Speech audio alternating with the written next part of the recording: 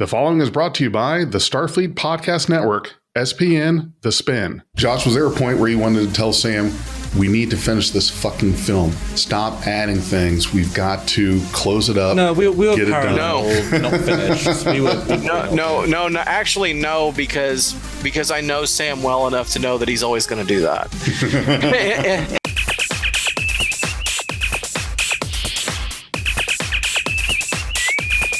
Red alert. Hey everyone, Big J here, and in just a moment, I'll be showing you Crisis on Infinite Excaliburs, a fan film production from Avalon Universe. Afterwards, please join our Critical-not-Cynical review for our discussion and reactions to the film. Without further ado, here is Crisis on Infinite Excaliburs. Hyperspace windows forming.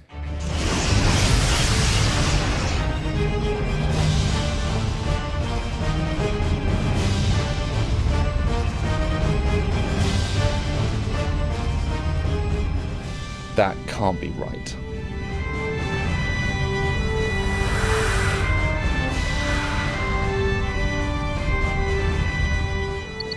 The Solution Alliance.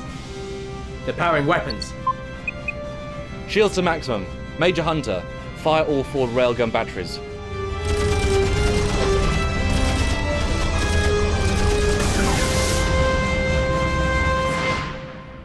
What happened? Where are we? We're in the same system, but the motherships are gone. No trace. Detecting multiple other ships. Designs I don't recognize. Today just got a little more complicated.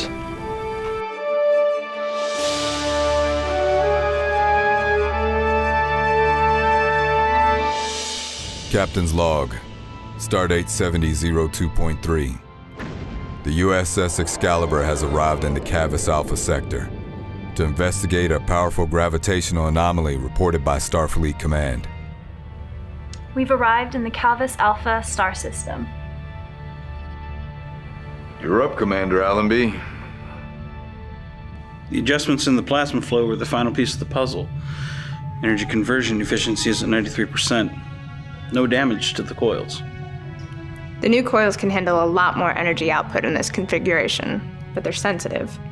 Too little and there's just not enough Cochrane distortion to create the kind of truly powerful warp field we're going for. Too much and you could fry the coils. You really know your stuff. We were really tearing out our hair over this, not that I had much hair to tear out. Captain, is everything okay? It's just that you reminded me of another engineer that I worked with once. Jamie Archer. You're not the first person to make that comparison. It's not just the skill, it's the drive. That kind of drive could get someone stranded on a deserted planet. Or killed during an EVA. Still, we don't get into Starfleet because it's safe. There's a reason why she was the chief engineer of the ship. And it's the same reason why you'll be chief engineer when I leave for the Constar. I don't know what to say. Don't you think I'm a little young for the job? You're the same age she was, and I know you can do this. And since I'm captain, I make the decisions like this. I'll give it my all, Captain. Red line on the primary impulse drive. Diverting emergency power. What have you gotten us into this time, Michaela? Plasma flow is at 100%, but it's not enough. We can increase to 125%. That can destroy the ship. Do it slowly and cycle the power impulses. If ever there was a time to give it our all, it's now. Captain's log, Stardate 7002.3. Michaela Allenby recording. The Excalibur has been dispatched to the Cavis Alpha sector after the starship Antilles detected massive gravitational waves emanating from a powerful neutron star. Preliminary readings indicate that the waves are expanding. Our mission is to study the cause of the phenomenon in preparation for a possible evacuation of nearby Federation colonies.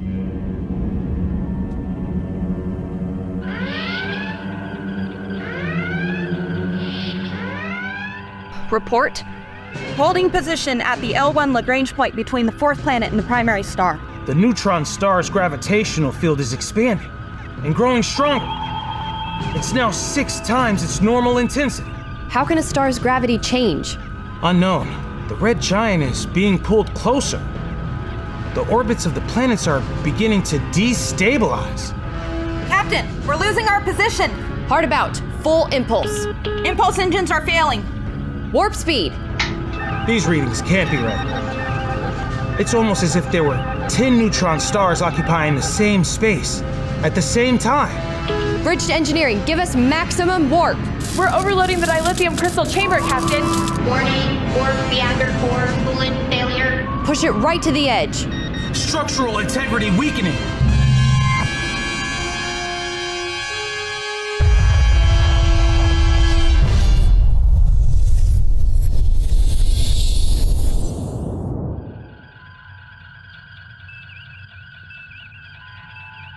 Magnify. Full scan. Is that a Federation starship? The registry and transponder signal read NCC 1705. USS Excalibur.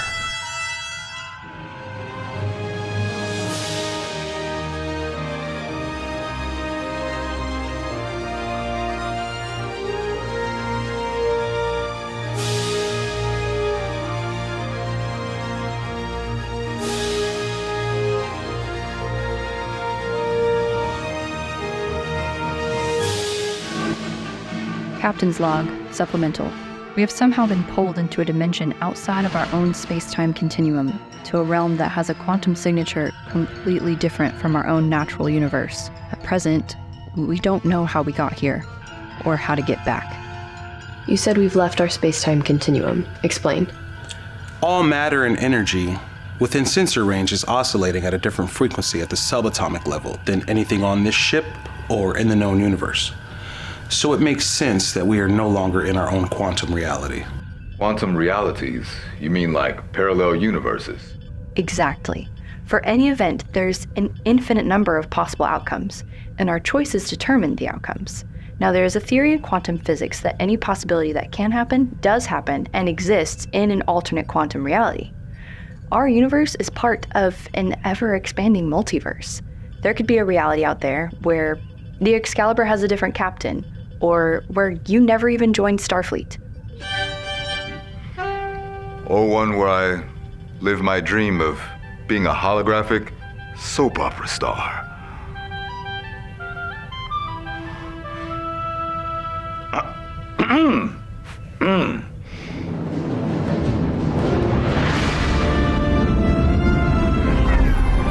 Where did that ship come from? The Excaliburs?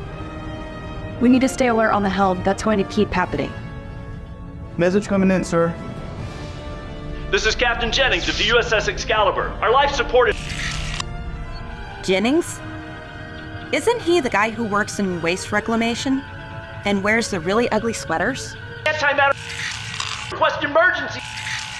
Captain Allenby, their antimatter containment field is failing. All available power to forward shields. Helm, full reverse.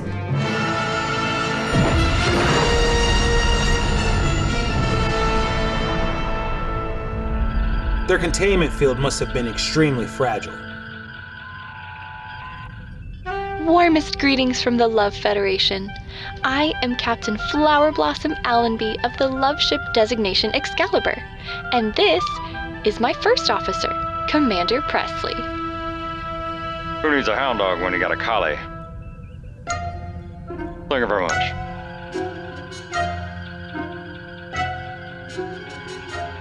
It seems as though we have only one option here. All these ships, all these crews. If we're going to get out of here alive, We're all going to have to work together.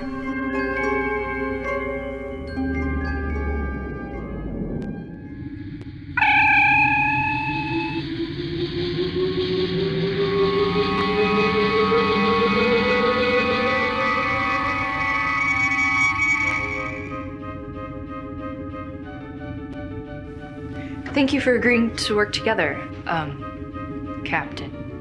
Is something wrong, Captain? No, it's fine. I'm Captain Allenby. Commodore Amari. Chikande. And my first officer. Commander Michaela Allenby, I'm guessing? Since your ship shares the same quantum signature as this universe, I thought this would be a good place to start. Allow me to introduce my crew. This is my first officer, D.D. Mason, and my chief of engineering. Hi, Lieutenant Jamie Archer. Yes, as in. Nice to meet you all. Something interesting, Commodore? All these universes meeting for the first time, I'm sure a lot of interesting things will happen. Commander, please escort them to the briefing room. Hi.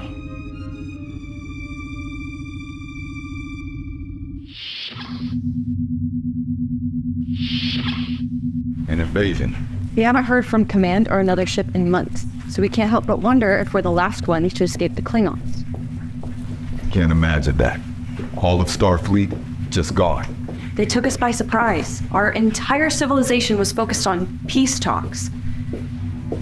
So we didn't mobilize until it was too late.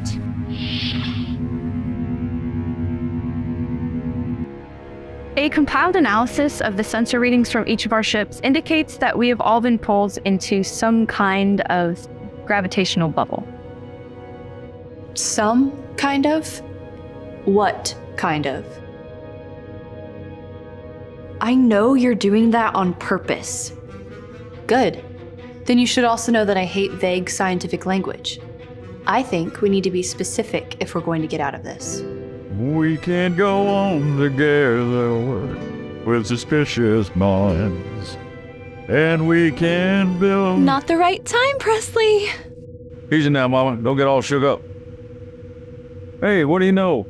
It's a cowboy version of me. Wow, you're easily impressed. The gravitational field. Sorry, it just reminds me of this theory that I've read about in which a static warp bubble could be created.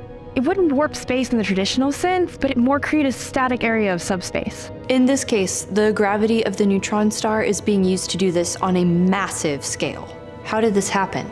We were conducting a stellar survey of this system using our new sensor array. Our sensors detected technology inside the obelisk on the fourth planet, a planet that has been dead for thousands of years.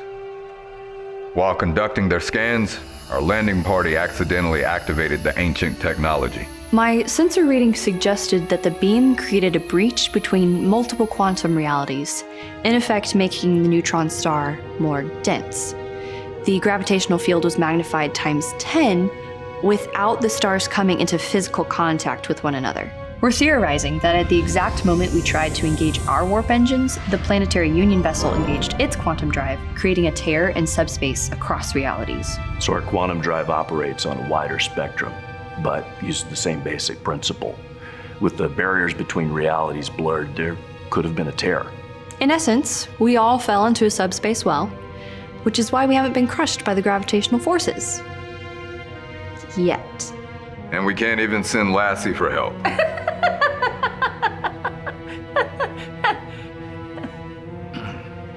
Here's the best part. We're from a point in time in our universe that's 200 years in your future. Which means that time can travel at different rates in different universes. Which could add all kinds of complications if we don't act soon. Captain Chikande, this is your universe. What do you think? While you investigate the obelisk, we'll see if we can trade supplies with the other ships and get us all in a better place to work together. Viva Obelisk! Viva Obelisk! Not the right time, Presley. Whoa, baby, don't be cruel. I'll meet you on the surface in 30 minutes. Dismissed.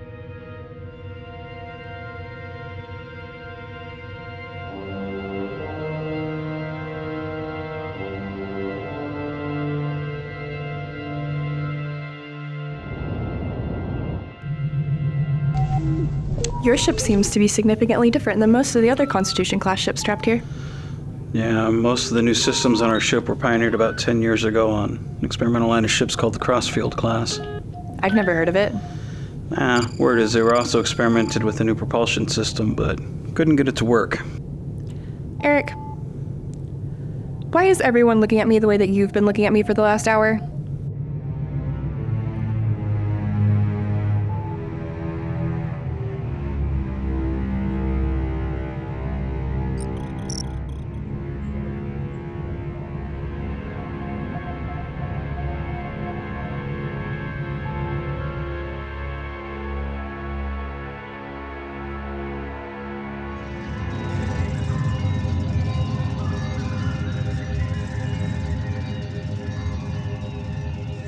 We need to find a way to activate this control panel. It appears to draw power directly from the planet's molten core. Intriguing. We need to be careful with our scans. The last time the console was scanned, the landing party set off some kind of defense sequence. Without scanning it, how in the hell are we supposed to figure out how not to trip another booby trap? A little less conversation, a little more action. Presley, be careful. We've never encountered anything like this before. Remember that wise man who once said, "Only fools rush in"? This guy is one of the best minds in his universe. Boy, are they screwed. This thing could be loaded with traps. I really think you should take a step back. Not yet, Flower Blossom. I just can't help believing. I just can't help believing that this time this console's gonna.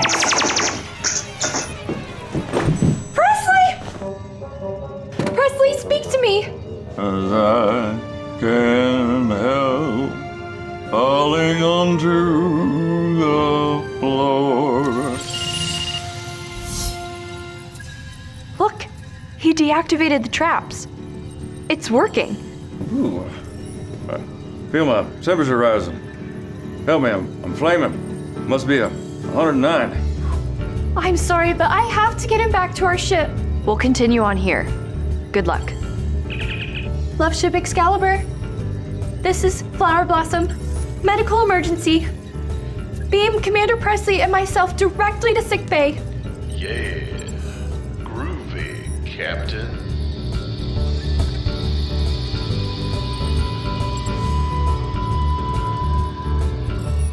Ladies and gentlemen, Presley has left the obelisk. Incredible! The beam isn't just opening a breach. It's using the neutron star as a gravitational lens to scan alternate quantum states. It's looking at the future of infinite universes, which explains why the tear is expanding to more quantum states. And it will keep expanding until we stop it, threatening infinite starship Excaliburs in infinite universes. And worse than that, it could tear a hole in the multiverse itself. We've found these obelisks on other worlds in our reality. They were created by a race called the Preservers. Seeing this, suddenly so many of their actions make sense. They would move endangered species to new homes across the galaxy. This must be how they ran their predictive models and figured out who to save. In our universe, they went so far as to place an energy barrier around the entire galaxy. This scan is going beyond the multiverse. That must be how they're able to scan so many possible timelines. They're tapping into the very dimension where the multiverse converges. The cosmic data stream.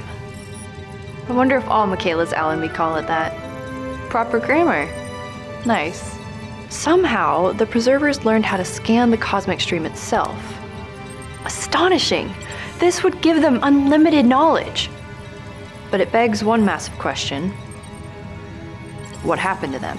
Maybe they went there, where they combined with infinite versions of their own doppelgangers, becoming infinite beings existing in a state where space, time, and thought all become one.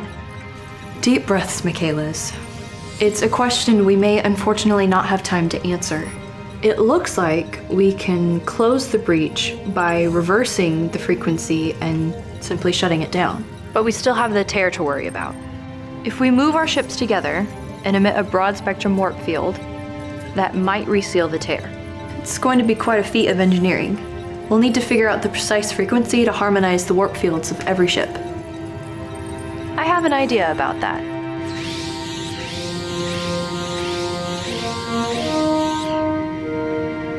Ladies and gentlemen, welcome to the first meeting of the Transdimensional Council of Menard. It was an idea I got from an ancient science fiction television show. Right, The Flash. Rick and Morty.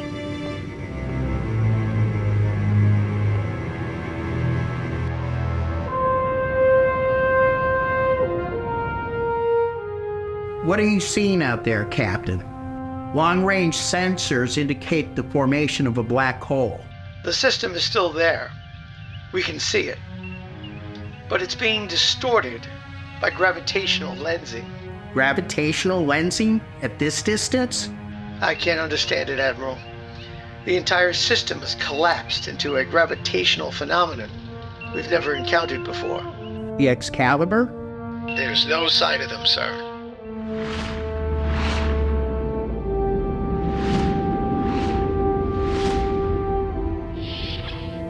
You wanted to talk?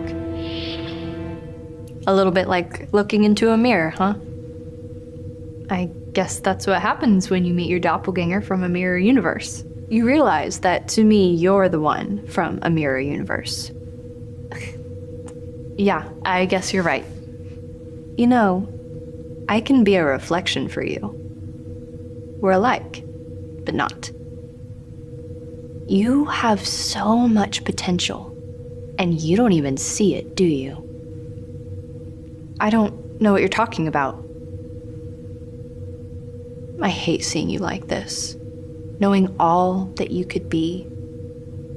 Here you are taking orders. Soon you'll be just like that other one. Dull, dead inside. I like my life just the way it is. Is it me you're trying to convince, or yourself? What does it matter to you? Because we're the same, you and I. If you had lived my life, you would understand that. We do have a situation to solve here. Maybe we should get back to that. About that.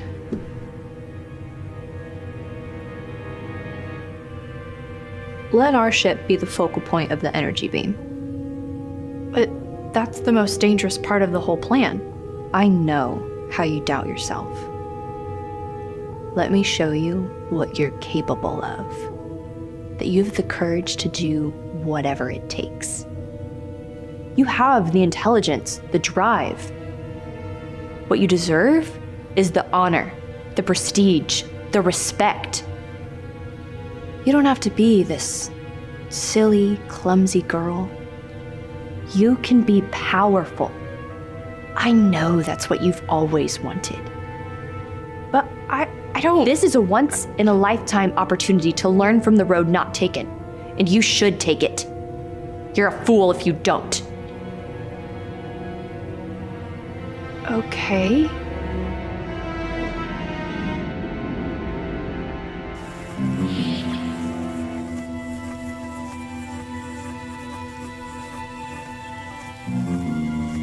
Our medical supplies are finite. I would suggest trying to avoid careless injuries. Well, you know we wouldn't be in this situation if you Vulcans hadn't weakened the Empire with your delusions of peace. Spock was weak. I am not. Hey, take it easy with that thing.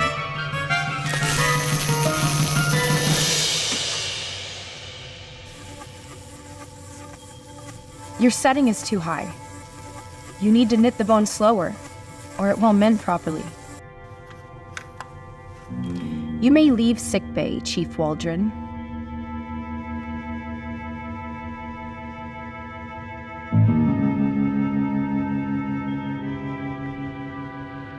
Did you need something? I'm just here to deliver these medical supplies. I guess so that you don't have to torture your patients. Just put them down where you're at. You may also leave sickbay.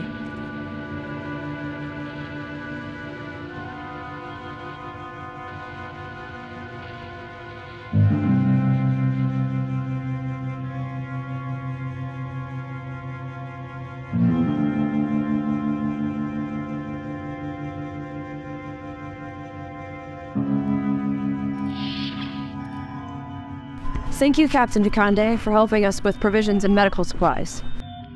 Lending a hand is what we do. Besides, I appreciate the tour of the ship. It's interesting to notice the subtle differences. Some not so subtle. I hate to ask, but I noticed some of your crew members carry scars. Look like they've been in the fight of their lives.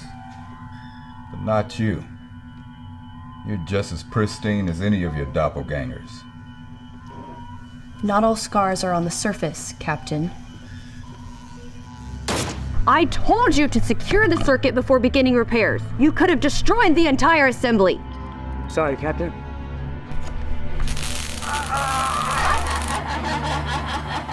Is that really necessary, Captain? Don't you dare pass judgment on my actions. You have no idea what I've had to go through to keep this crew alive. We could be the last ship. If I don't maintain a firm control, humanity could die with us. Don't lose your humanity to save it, Captain. You know, if we didn't need each other, this could be fun. You have a strong spirit and a soft heart. And that'll get you killed in space. You have your supplies. I think we're done here.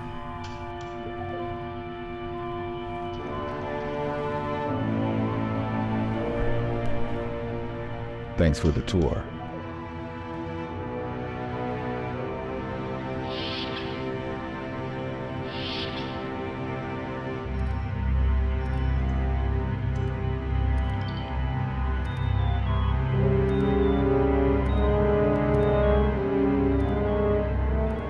You know what to do.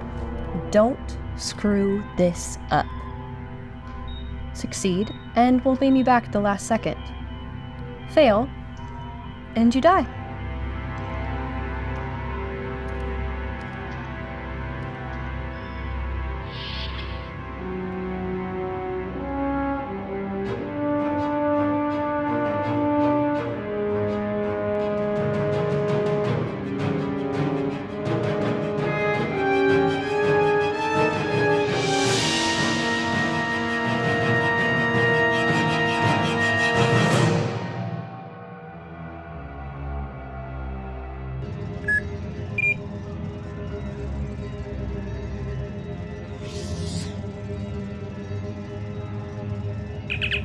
Archer 2, my nerd. Yeah, go ahead. I have the beam frequency from the obelisk. Sending it to you now. Gentlemen, I believe I have the answer.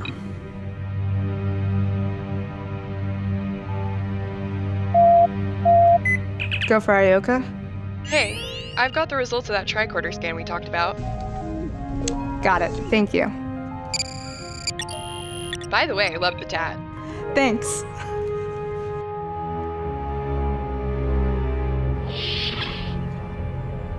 Reserve battery power down to 53%. Red line on ventral conduit number 2. Repair update. Containment reestablished on deck 2.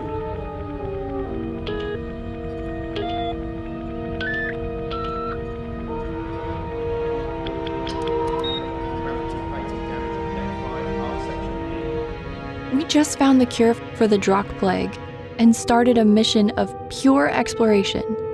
And then this happens. First time doing a multiverse adventure? Chakande to Allenby. You're up. We're ready on our end. Allenby out. Guess it's time to go home.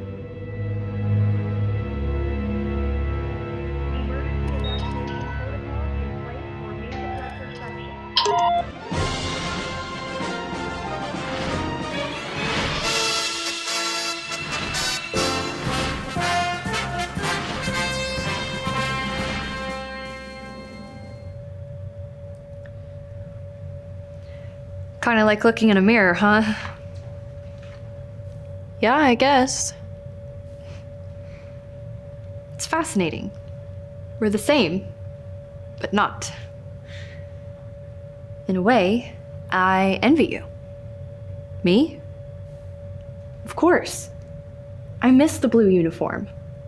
No weight of the universe, just pure science. I'm glad you stuck to what you loved and followed your heart. I'm sure Dad pushed you to command like he did me. I bet he's really proud of you. You know how Dad is. He calls me twice a week. He cried when I got my command braids. Don't get me wrong, there's nothing that compares to commanding a starship. But I prepared my whole life for this because I wanted him to be proud of me. It wasn't until I got here that I stopped to ask myself if it was what I really wanted. I let the training distract me. I thought that being what everyone else expected me to be was the right thing. The daughter of a revered admiral. It was my destiny to command a starship. So here I am, Captain Allenby. But you? You're Michaela. Your life is your own.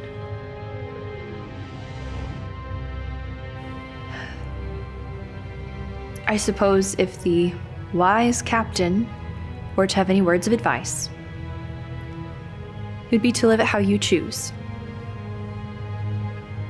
Command, science, adventure. Live it for you, and not anyone else.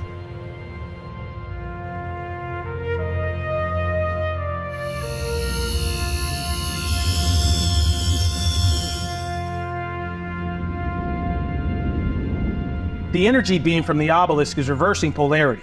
Signal coming through. Excalibur C-137 is moving ahead of the fleet to the focal point to channel the deflector pulse. All other ships are moving into formation. Almost time to head back to your own ship, Commander Allenby.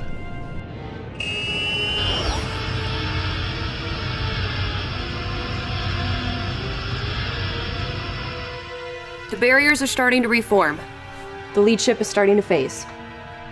They're not phasing back to their own universe. They're phasing to mine. Captain, none of the other ships are phasing. Hail them. Aye, Captain. This was your plan all along? Don't tell me you're surprised. You're responsible for your crew, and I'm responsible for mine. And we are not going back to that hell that we came from. Disengage the warp field and you'll destroy every ship. Let us go, and you'll survive. At least for a little while. Besides, we can't risk any of you coming after us. You would strand all of us here with no way back? Ask yourself that question. Because if you had lived my life, you would. No, I wouldn't. I guess not every Michaela Allenby is the same. It's not about circumstance. We can all overcome circumstance. You are truly evil. That's so easy to say from your utopian perspective. It must be nice getting to decide your own fate, choosing between good and evil. But maybe this time, I won't let someone else decide for me by sending me back there. You're right, we're not the same. And if the only people who judge me for that are people like you, then I feel pretty confident in who I am. Captain, we're not phasing into our own universe. Sir? Sir? You ready for that second deflector pulse? Yes, ma'am.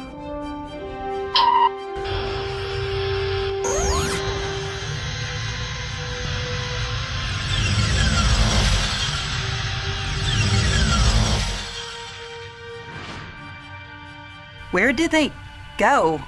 Were they destroyed? If we worked out the calculations correctly, they returned to their own universe. With what they were trying to do to all of us, we would have been justified in destroying them. If we had, we would be no better than them. I have a feeling, though, I might just run into her again someday. Maybe. Anything's possible. I guess that's the price of doing the right thing. That was a close one, Jakande. I'm glad it worked. Amari, thank you for making the right decision. I couldn't kill anyone else for her. He'll have a better life here, with us. Thank you, Captain. Captain Allenby, I think it's time we exchange hostages. Bye, Captain Jakande.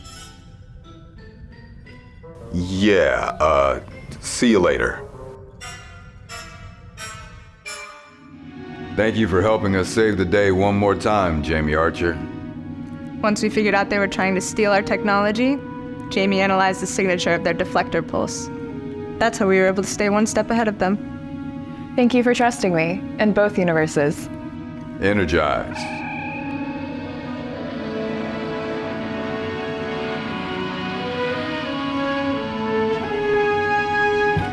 You ready to go home? This may still not work. Hey, don't jinx it.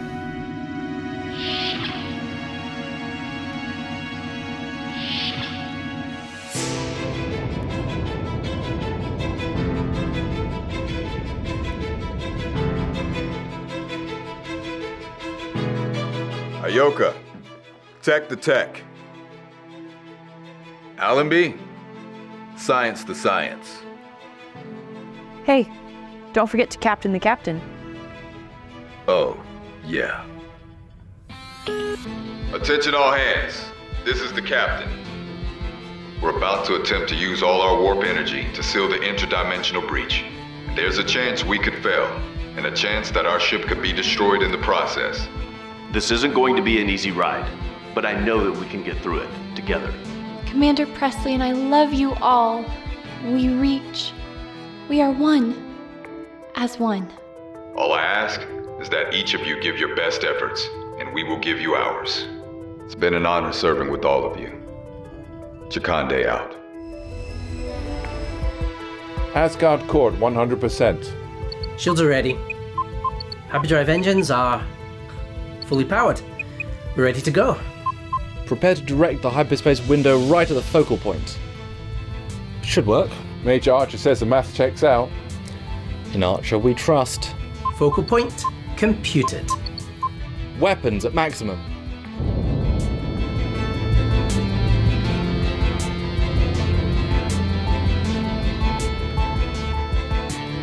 Never give up. Never surrender.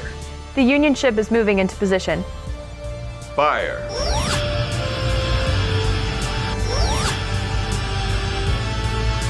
Engage quantum drive.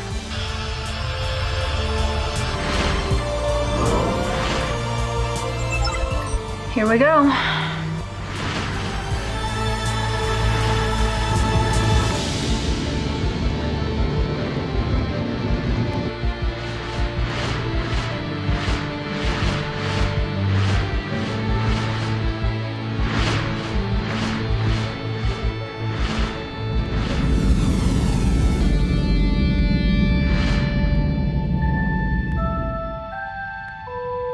Report. Solar activity returning to normal. And FYI, the next stellar explosion is in 96 years from now on stardate 43126.1. The intense gravitational pull of the neutron star consumes all of the stellar material of the red giant until it builds up on the surface and explodes every 196 years. We had a bet on the exact stardate. The captain lost. We almost died in a bubble universe. And this is the first thing you bring up now that we've escaped. It's the most science way of knowing that everything is back to normal.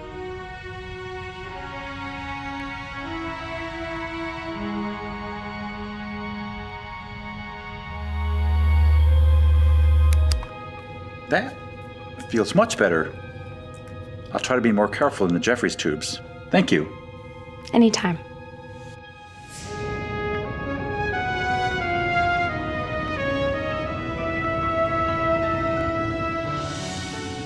So this is it. Your first romantic shuttle flyby in your new command. Are you nervous? Are you kidding? This is my destiny. I've waited 2 years for this. I'll never forget this. I'll be sad to see you go, but I guess everybody deserves their happily ever after. Enjoy the journey, Lieutenant. Say goodbye to Miss Aoka. Bye. Goodbye, Eobard. Energize.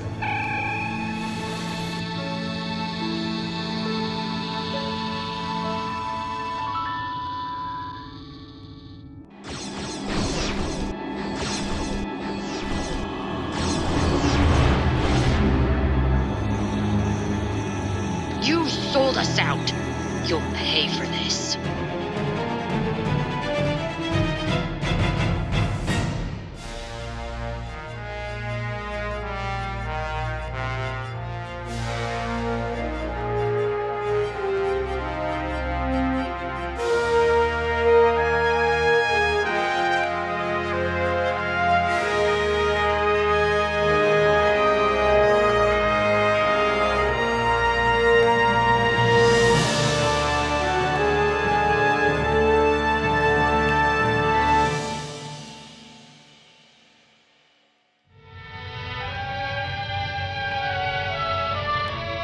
If I ask you to leave your career, would you? Of course. I love you. And it's because I love you that I would never ask that. But Victor, I'm pregnant with your child.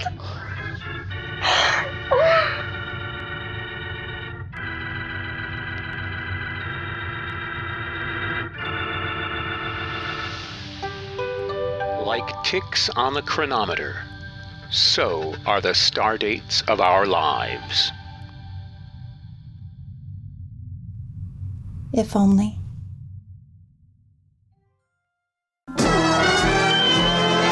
Hey guys, I'm Big J with Beyond Trek Podcast. I'm here with Vance, also known as V-Man, with Critical-not-Cynical. Now we're going to do a little bit of talk here in regards to Crisis on Infinite Excaliburs. We've got Joshua Irwin, who is the writer, director, and Samuel Cockings, who did the VFX artist work on this. Now, the first thing I'm going to tell you guys is I had aspirations of doing a Star Trek fan film. And after seeing this one, I just threw my pencil in the air and said, forget about it. I'm not doing it. This just like, I can't even put it into words. It set the bar so high. It's a game changer. It really is. It was spectacular.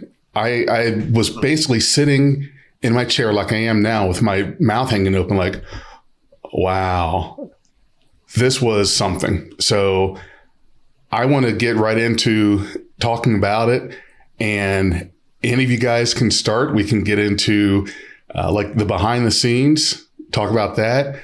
Vance and I can give you our impressions on it. But so I can collect my thoughts.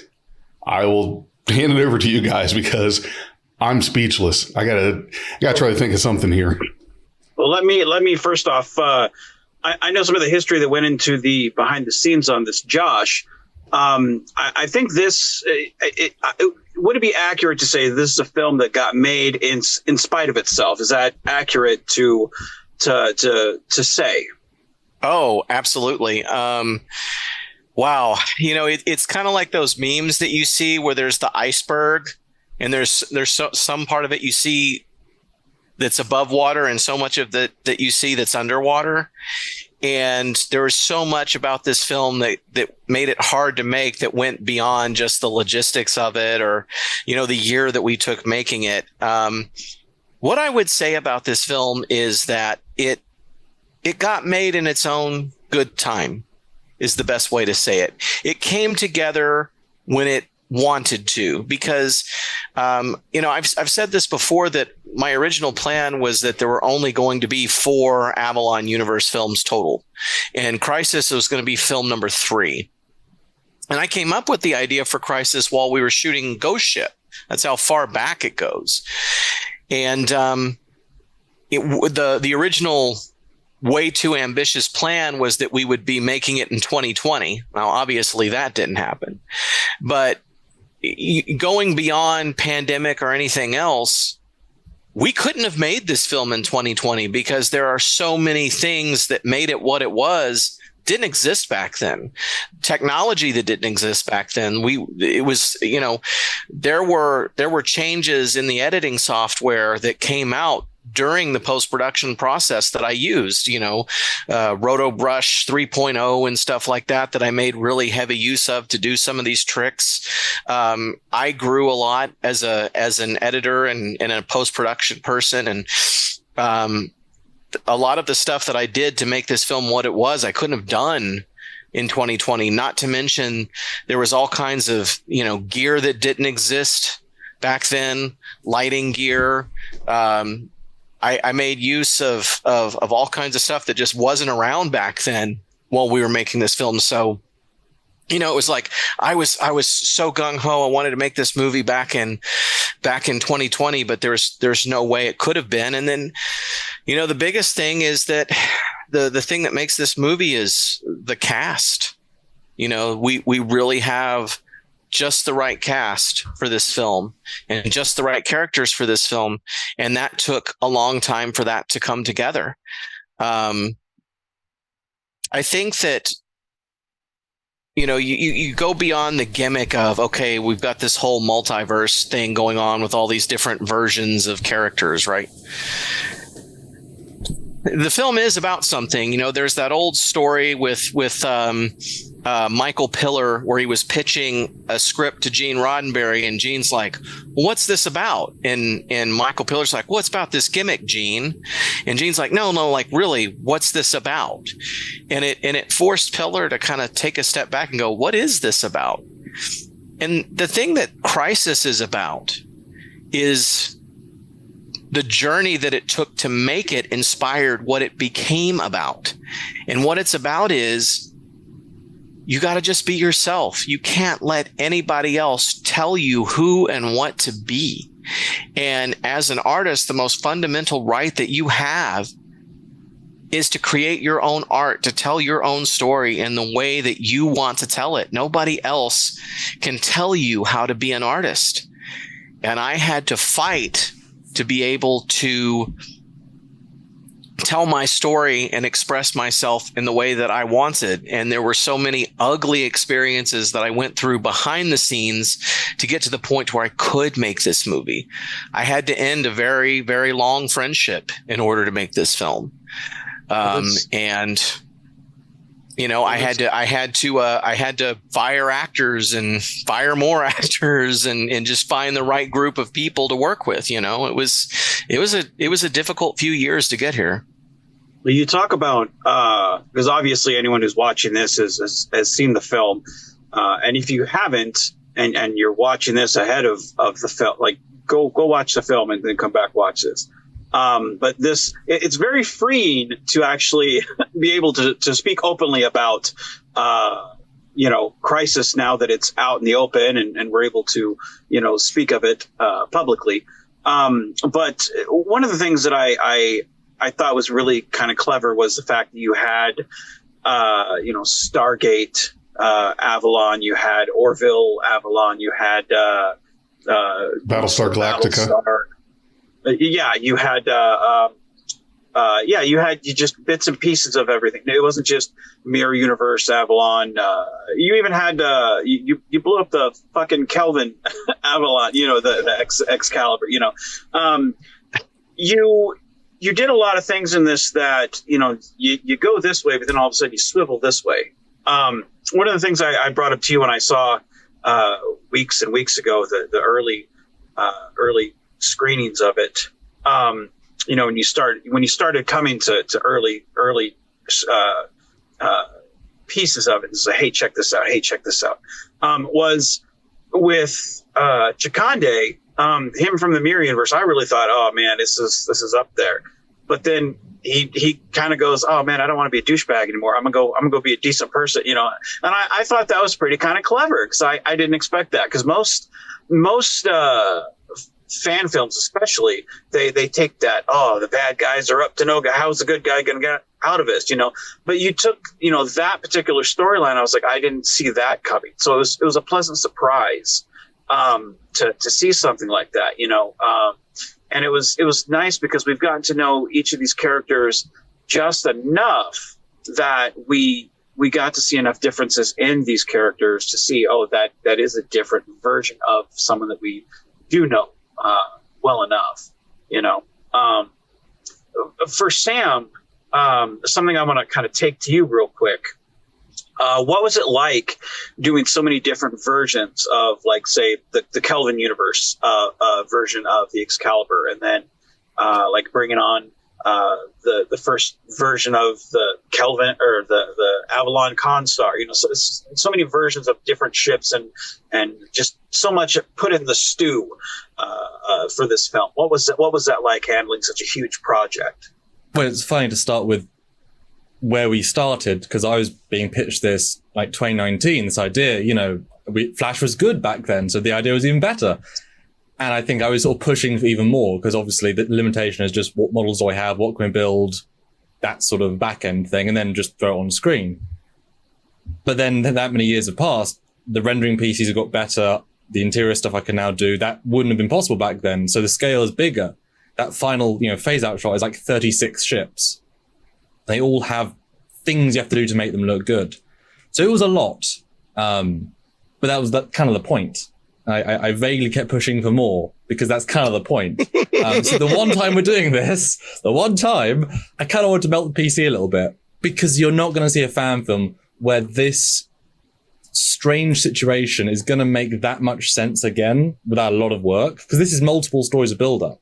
You don't need to have all the setup for every character. It's another film. So you get to just play with the scenario, hence let's just play it to its fullest. But it was great to see every alternate, I designed a custom mirror universe version of Economy just for this film. Like 3 years ago, the NSCA Protector, 3 years ago, finally got to put some stuff on screen. And that's lovely. The first time these things have been done, Orville shots in Kelvin, not filling the frame or overfilling the frame. Yeah, it's fun and all its own language and weird. Good weird. The one thing I did like, and this kind of speaks to just the little things in what you bring to the table for visual effects, is like when the Kelvin Excalibur shows up, and it's just a little bit of like turbulence of how it kind of, and I enjoyed that, because I was like, it's very subtle, I liked that. I thought that was kind of cool. But you bring up the having so many ships. One thing that I liked about this, that it's very easy to do in, like, say the prequel shows. I think it was, if I'm not mistaken, it was Revenge of the Sith, maybe. Like, they open up and there's like this huge ass space battle, and it's so mind numbing, where you're just like, it's oversaturation of fucking ships everywhere, and you're like, I don't know, there's so much going on, I don't know what's going on, I don't care, and I give up. That wasn't here. You could look at everything and you could freeze frame it and go, this is going on, and I loved it, because it was almost to the point, almost where you didn't need to freeze frame it. You could kind of pay attention to everything, and you weren't overstimulated. So I appreciated that, where there was so much there. You felt like, man, this is a whole world. And almost like in Parallels, where Wesley's saying there's 275,000 ships. You didn't get that. You didn't really get that scope. It was more of a copy and paste, and that wasn't here. But you did feel the hugeness of the event. Which was definitely in Josh's story, with all these different crews coming together. So I think visually you really captured the story that Josh was telling, which, going back to Big J's thought process of what was going on here, dude, you were right. This is one to top them all. I think this is probably my favorite fan film, and I'm not just saying that to kiss ass here. It really was. I think this is great. It's a great film.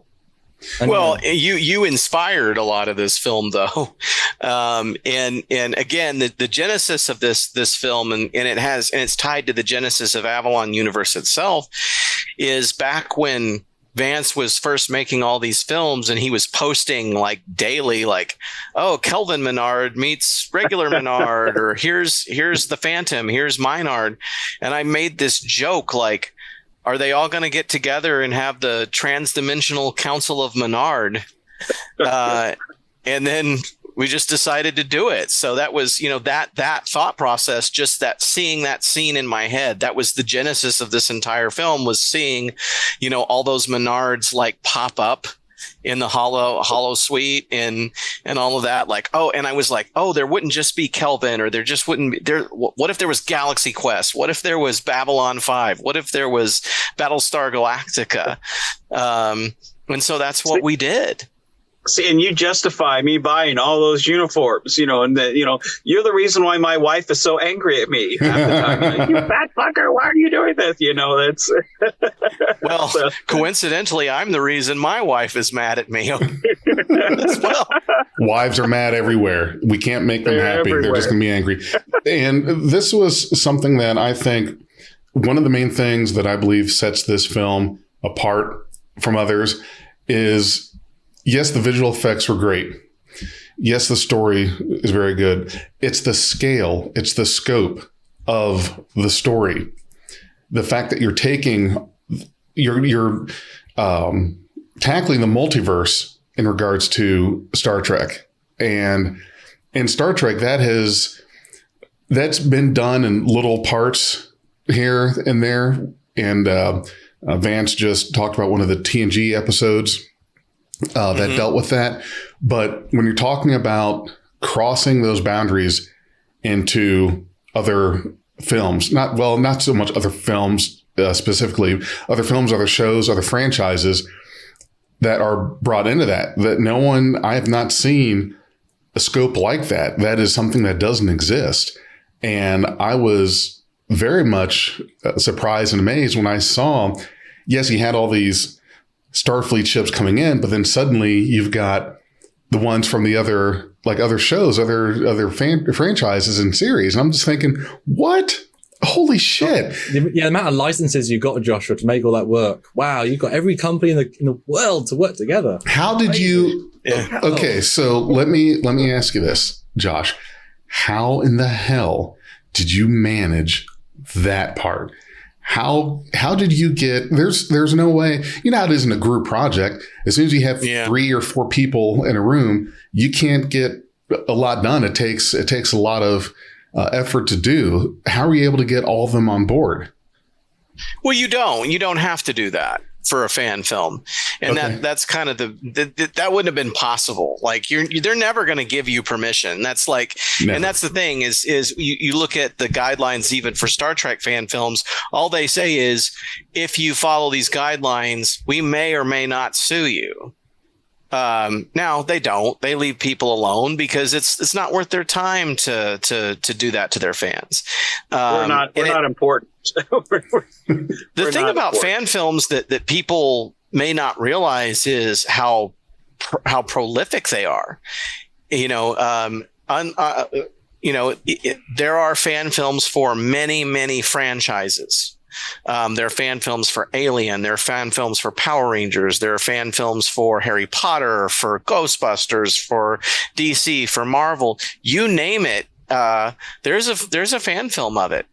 And so there's just kind of this precedent for fan art that, as long as it's not impeding the brand that it draws source material from, or not creating some kind of brand confusion, for the most part, they tend to leave fan films alone. Star Wars, for example, they support fan film producers. So it's one of those things. Now we'll see. I mean, the concept has been put out there, so whoever knows I'm doing it, but maybe it draws someone's attention. I will say that there have been a couple of fan film franchises that have crossed the line from one franchise to another. That is a thing. I've watched, like Batman fight Darth Vader and things like that. So that does exist. And the Batman one against Alien and Predator. You ever catch that one? Yeah. That one was a good one. Yeah. There's the most important one with Siren Head fighting that was in Star Trek. Most important one. So there's been like Street Fighter versus Power Rangers. There's, so that kind of thing has happened. So it's not like it's totally new. It's maybe new to do it on this scale for Star Trek fan films, but it's not. It has sort of been done before. Yeah. Now, with regards to the whole multiverse thing, yeah, it's been done a lot in mainstream culture. But back in 2018, when I first came up with the idea, it really hadn't been done as much back then. So again, that tells you we've been wanting to make this film for forever. And it's one of the unique things about a fan film formula is that we are just people in our houses making a project. You're never going to see any production official with this many licenses in, because some of these are mortal enemies. Some of these are long since gone. Who knows who owns them, don't know. So this is so unique that we put the effort in to make this, that you as the fan can say, oh, that's them. The Galaxy Quest hasn't done anything since the year it came out, right? This is super unique that fan films can do. And as a producer of too many films myself, when I watched this for the first time and Marie, my girlfriend, said, what do you think? And I said, I would never make this film. It's too big because I know exactly what it took to make it, because I make them myself and I do my own stupid things that take too long. But I wouldn't have made this film. So well done you for making it, because it's too much. It's too big. I made it. But I would do it. It's too big. It was not easy, I can tell you that. It's the unnecessarily cool extras. A story can be really simple. You could have been absolutely content with Mira, JJ, and Prime and Excalibur and whatever. That would have been fine. But it's the extra details that keep going and going and going. That's the bit that's like, yes, you went all out, we went all out, and that's the scope. It's the unnecessarily unnecessary indeed, because it's like in a lot of other situations from a filmmaking standpoint, what you would do is you'd be cutting things. If this were a different film, we'd be looking at scenes and cutting them and doing all of this. We didn't do that. We just kept going with it and blowing it up, because it was like, well, that's the point this time around, is to just throw everything but the kitchen sink in it. I mean, but it's not bloated though. It's a escalation of tension and of, this is actually sort of universe ending in a sense. That's why the last shot is so big, in my perspective, that many ships, that even off screen, things that keep appearing. If this isn't stopped now, there's going to be millions of ships here, and that's going to cause problems beyond belief. This is a really big problem. So it all builds that sense of it. It isn't just, oh no, this is big. We even had I showed it to my friend Ray Myers, and he was like, hey, you should put Lone Star's Winnebago from Spaceballs in it. Oh, that should have been there. Come on, Sam, you were so close. It was. Was it? Yeah, it's in there. Oh. So I messaged Sam and I said, hey, let's put Lone Star's Winnebago from Spaceballs in it, and he did it. I missed it. I thought I saw. There's a lot in that final scene. There's a lot of in there. Where there's a goddamn scimitar in that final shot. I mean, there's lots of stuff. The one thing you talk about, the scope that it took to make this. A lot of people, like as I watched this, and again, this is several. What is it called? Where it's not the final cut, but it's like rough cut. Rough cut. I watched it several rough cuts ago, and even then it was impressive. And I'm sitting there watching it. Now, spoiling it for the audience, I never met Jennifer Rader, who was next to me in engineering. And I never shot on, because when I went down to set, I shot 2 films for Josh. I shot Crisis, and I shot Once in Future Captain. Okay, I'm terrible with title. Yeah, I'm terrible with titles. So anyone that thinks I'm apathetic or don't care, that's not the case. I'm just absent-minded. But I shot physical with Once in Future Captain, but I never shot physical with Crisis, I don't believe. Actually, I did for the briefing room scene. I shot next to Victoria Archer. Outside that, everything else was green screen. And I never met Jennifer Rader. And when I was watching the rough cut, Josh did such a great job of shooting us next to each other. and splicing that in and doing the backgrounds of engineering, the Excalibur, his version of the Excalibur and everything in that engine room. Like I wasn't watching myself on screen, which it's very easy to do having, like Sam, made my own films. I was watching his version of Menard. I was watching his character, finally how he wanted to do it. Because usually when I'm on screen, it's a comm box, it's, shot at home, it's, it's stuff that I've shot. But this was his version. It was him taking the character and taking the toy out of the sandbox and putting it in his sandbox and saying, let's go do this. And I was watching the character. I wasn't watching myself. I was watching the character, and I completely forgot. I've never met this lady. I wasn't in this environment. If you didn't know that I was on a green screen, you wouldn't have known. And I forgot that I wasn't physically there next to this woman. And that, I think, goes to the credit of Josh as a filmmaker. And I've said this many times, how much I respect Josh as, one, a person, but two, a filmmaker. I think he's probably the most talented person that we have in fan films, because his ambition just is beyond belief, but his talent is truly there. And to impress me on stuff that I've done, he makes me out to look better than I am. Cause I completely forgot that, wow, I've never met any of these people. And the transporter room, I was physically there too for that. I forgot. But I never met any of those people either. But you would never know that by the scene that we were together. It looks like we are all there. And that just goes to show you how, one, he's very consistent, but two, the talent that he has of what he's doing. He's just remarkable, You say that, but and I appreciate that, but the truth of the matter is I didn't know if any of that was going to work, I would never have known, man, because you brought it. I would never have known, man. I was making some very educated guesses, and with Jennifer Rader, it's not just that you weren't together. You were shot a calendar year apart in two different towns. Yeah. So a question I've got for you guys, because this is something that you hear about in movies all the time, and I've heard you guys talk about a lot in these films, is just how long it takes to do these.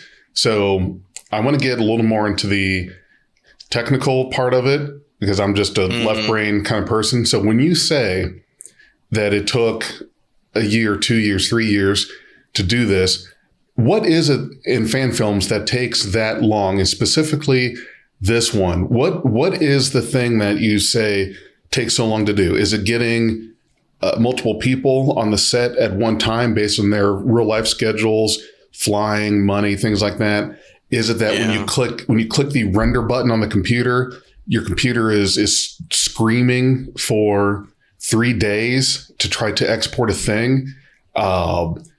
You have to save up to get a camera.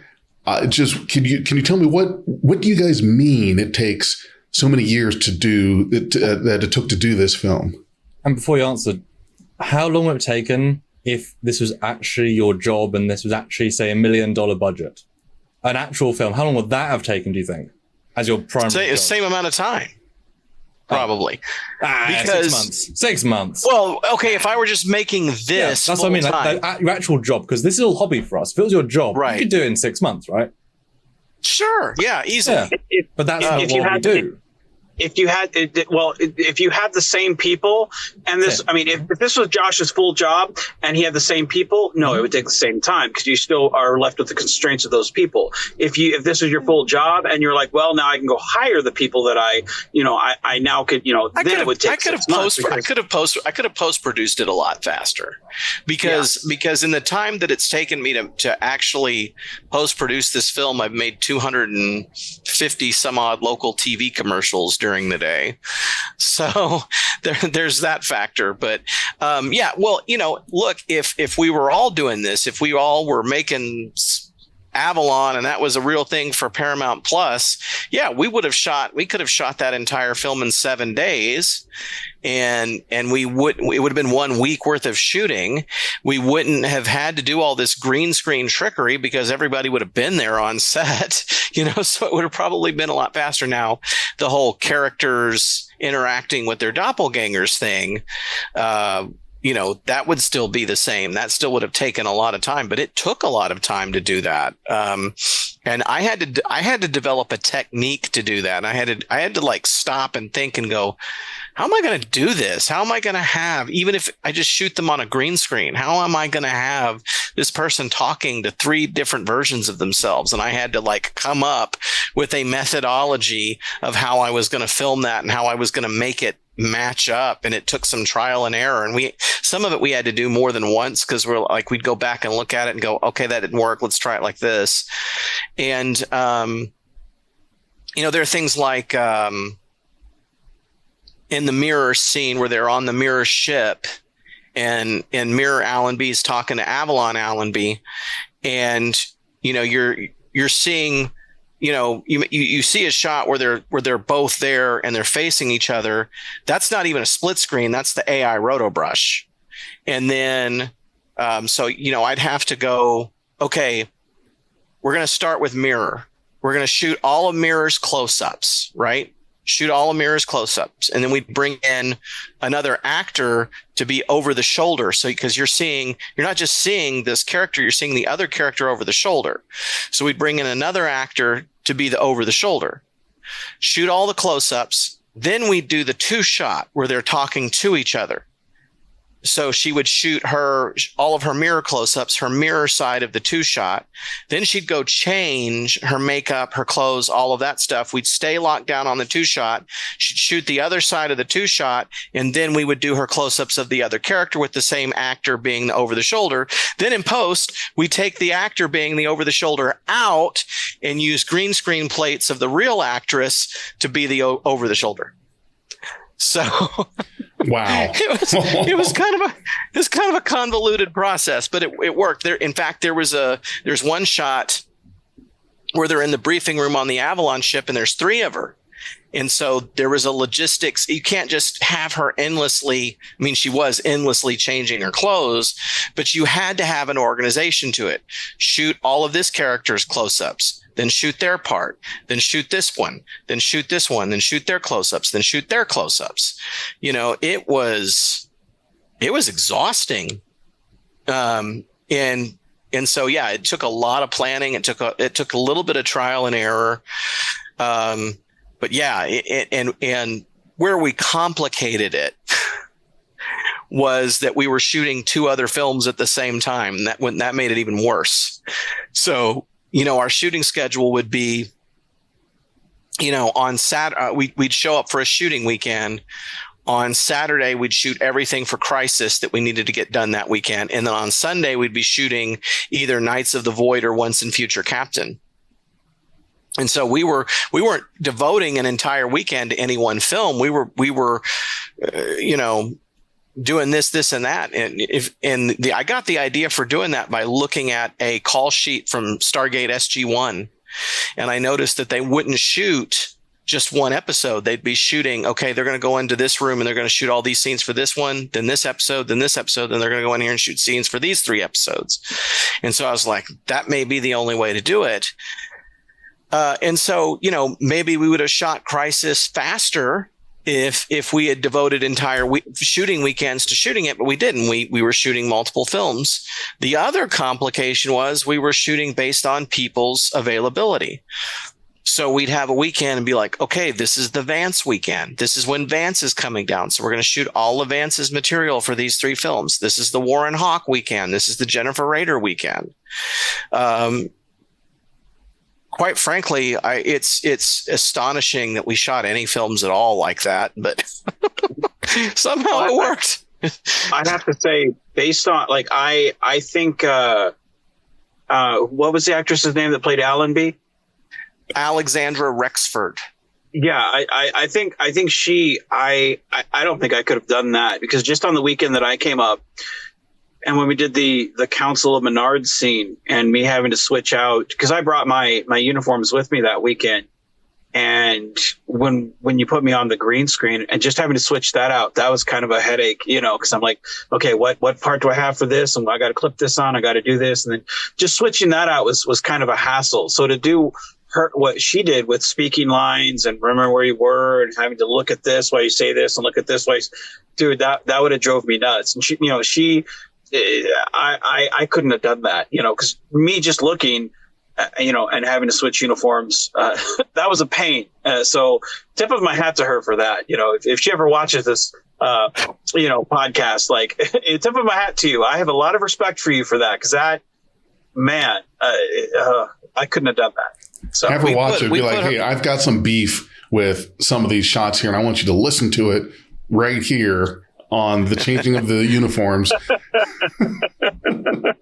Let me tell you something. We put her through an experience. There's no other way to put it, because she didn't just want to wear a different uniform.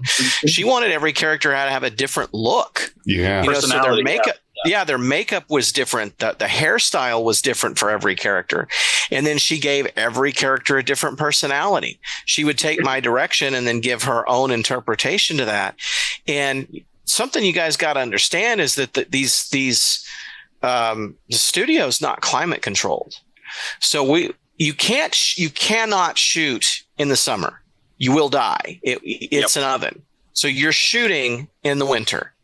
So we started in October and we finished in March. So to add to the logistics and complications of filming, you basically have to block out a no shoot during the summer kind of thing. So there's three or so months that you can't use. Okay. Gotcha. Right. And then we came back and we did pickup shots again in October, about 6-7 weeks ago. And so it was like, because we've gone through and we made the movie and went, okay, we need these pickup shots. And we went and did another shooting weekend. But it was in that transporter room scene where they beam in and they all meet each other in the transporter room scene. We had a logistic there where Caitlin Bailey, who is one of the actors, could only be there that day. So we had to shoot that transporter scene that day, which meant we had to shoot it at like 10 o'clock at night in November. It was 25 degrees in the transporter room. We shot that scene. It was miserable. That's a little chilly. And so with Alex, she's sitting there at Warp 66 Studios. It's freezing. And she's doing her makeup and her hair and her costuming over and over and over and over again in freezing weather. Oh, she was a warrior, dude. There's no other way of putting it. Oh my God, yes. You bring up Kate, is it Caitlin Bailey? Caitlin Bailey. You bring up her and I told you this when I watched the first rough cut. You told me this joke a long time ago, how it was she comes down off the transporter and she kind of just all googly eyed at Chikande and it's that running gag of where he's in her universe, he's the soap opera star and whatnot. And I have to say, like, that character, how she plays that character is so fucking charming, dude. Like how she's all googly eyed at him. And then at the briefing room table, how she just laughs, at his joke, is so dumb, but I love it. And then the payoff at the end credits, when she's watching Star Dates of Our Lives, like I found myself just laughing out loud at that because it's so over the top. And it's one of those things where like fan films just don't do that type of, humor. Like you and I have almost the same type of sense of humor. Like we laugh at the dumb things in life. We just smile because it's like there's so much dark shit out there. But we get the same type of sense of humor. And I loved that because I remember there was a time where, Avalon was not that way for you. And to see that put back into this film, I love that. And I loved her performance of that because I was like, man, I hope one day I get to meet this actress, because I really love that because she sold me on something where I was like, I don't know if that joke's really going to land. I don't know. And I loved, and I know it's a Jonathan Lane element to the story, but the love child, the love ship designation Excalibur, the LSD. yeah. Love ship designation. Like, I love those two. Like, I love how, you know, we focus on the three main Allenbys, but then we've got this whole other one where it's like, oh, she's just as cool. And I when you told me about that, I was like, I don't think I'm gonna like that. But I fell in love with those two, and I was like, there's my boy Tyler. Like, dude, it was a good chance for him to be in it. You know, gave him an opportunity to be in the film. Yes.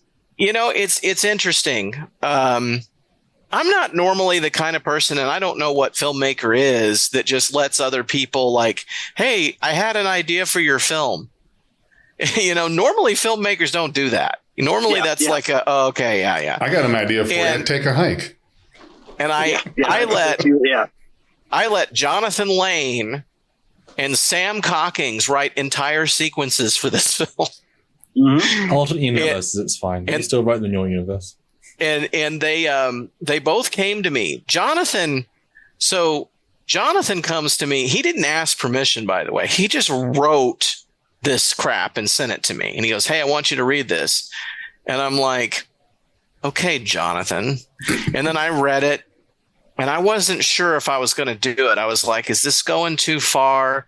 And then he played a card with me, and I'm not going to say what it was, but he played this card with me where he was like, oh yeah, well, and I was like, damn you. What was it, an Uno reverse card or something similar? It was, he just, you know, look, Vance talked about he and I having the similar sense of humor. A few years ago, Vance did a film that, that I saw, and I'm watching this Vance film and I'm going, was that a sex joke? Yeah. Oh, there was another one and another one. And another one.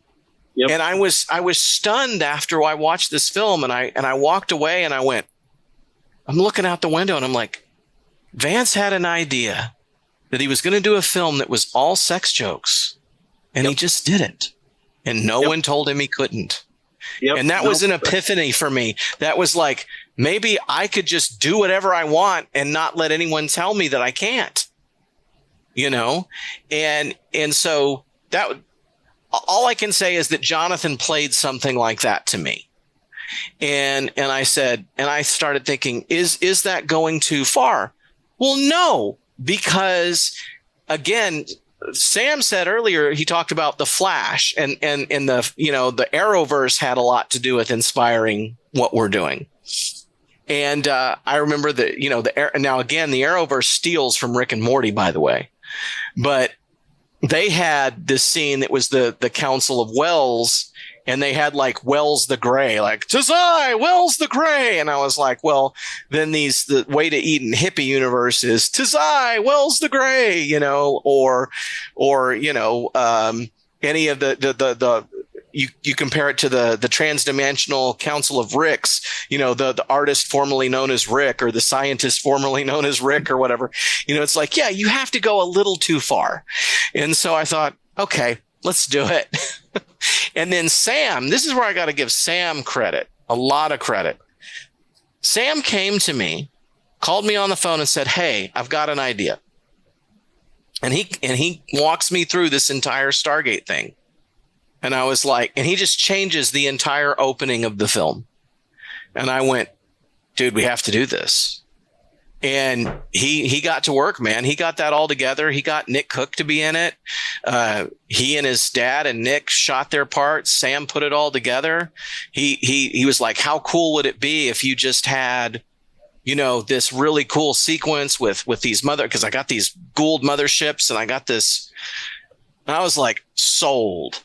You know, because it hit me how neat it would be to open up a Star Trek fan film in the Stargate universe. Like, no, we have to do this. It's completely different. It completely changes. Yeah, it completely changes it. Yeah. Question for you, Sam.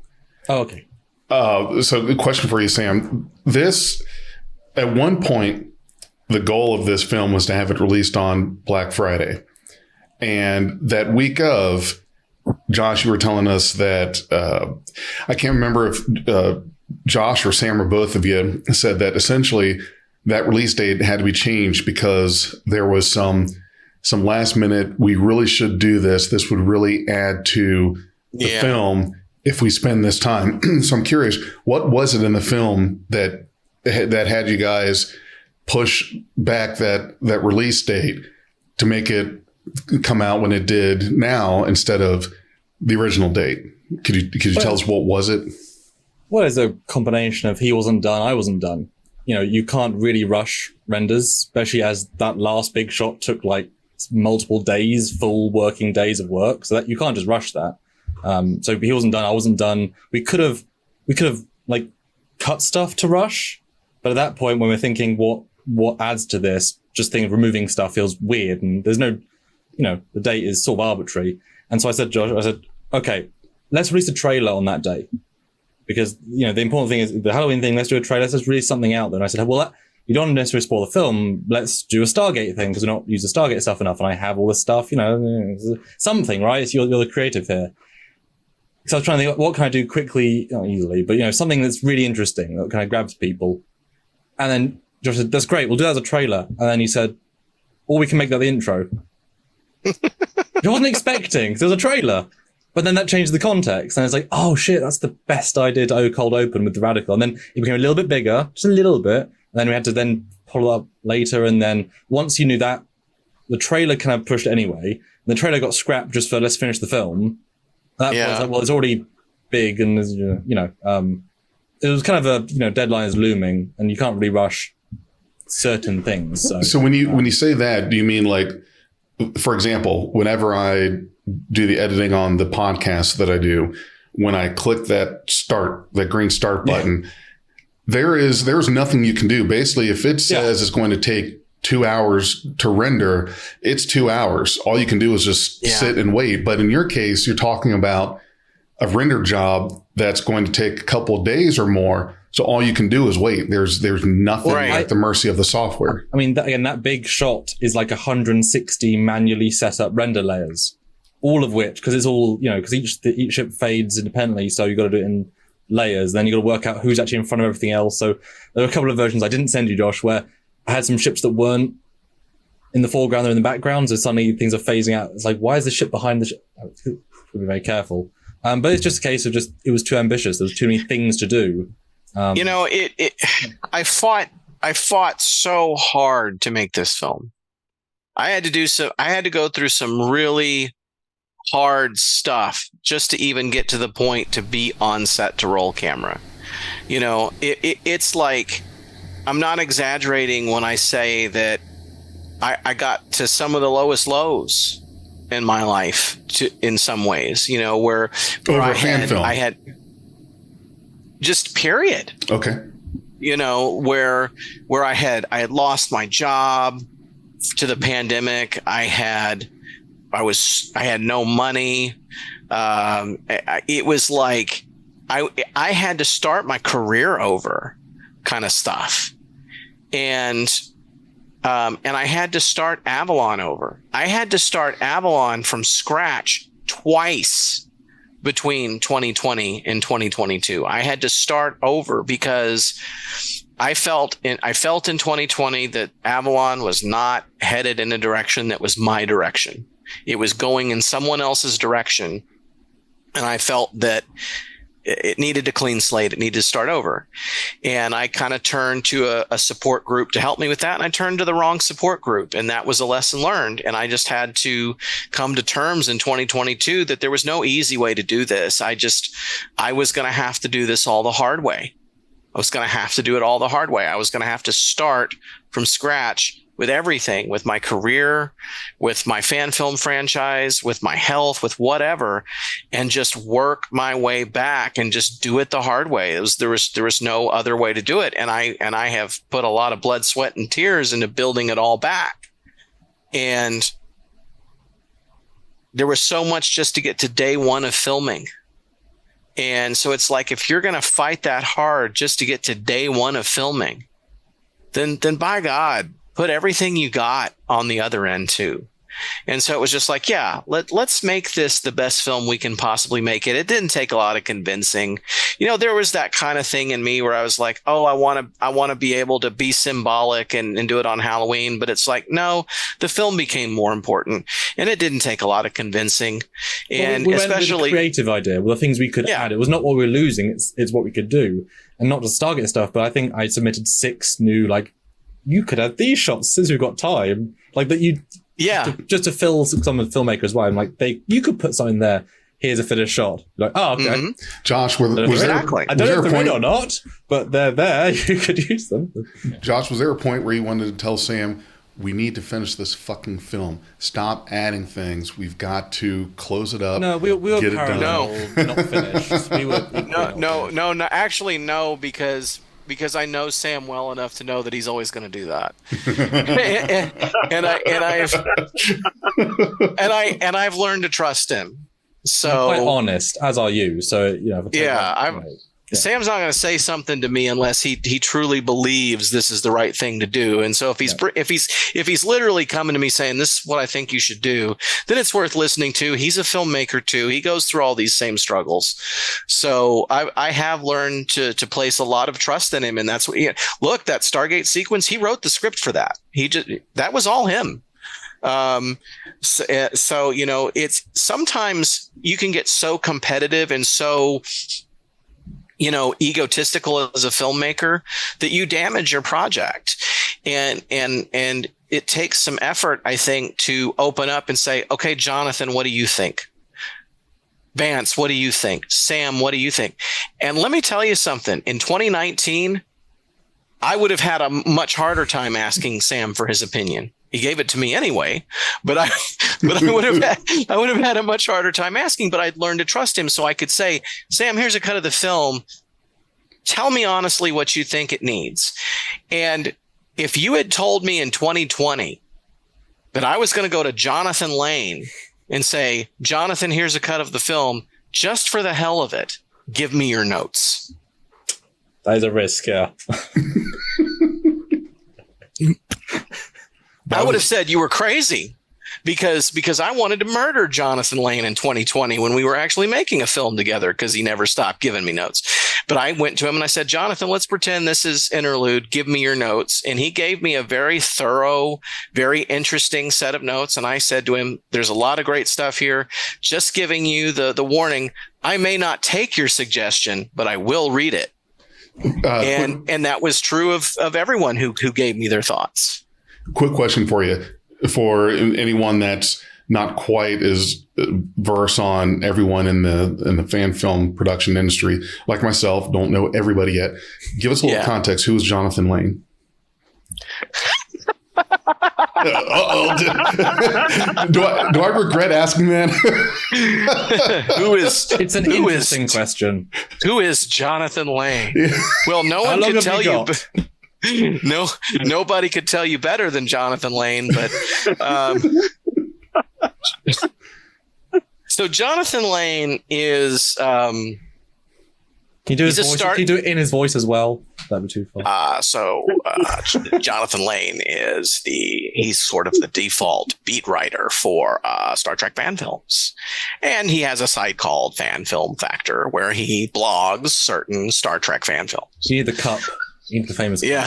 The sippy cup. But who's Jonathan? He's a fan like the rest of us. Okay. And he's from California. He spent many years involved with Starfleet International. He's like an admiral in Starfleet International. He worked on Hidden Frontier, so he's OG original fan film generation. He was in Hidden Frontier, and he was involved with the process of that. Mm-hmm. And over the years, he just kind of became, the default fan film behind the scenes blogger. Mm-hmm. And when the guidelines happened, he for a little while was sort of the champion of fan films and saying, hey, let's do this. And he had this group called Project Small Access, because the Paramount Plus used to be called CBS All Access. So he had this group called Project Small Access. And eventually that group was renamed Fan Film Forum. And that's where this Vance Major guy was posting all his films and where I met him.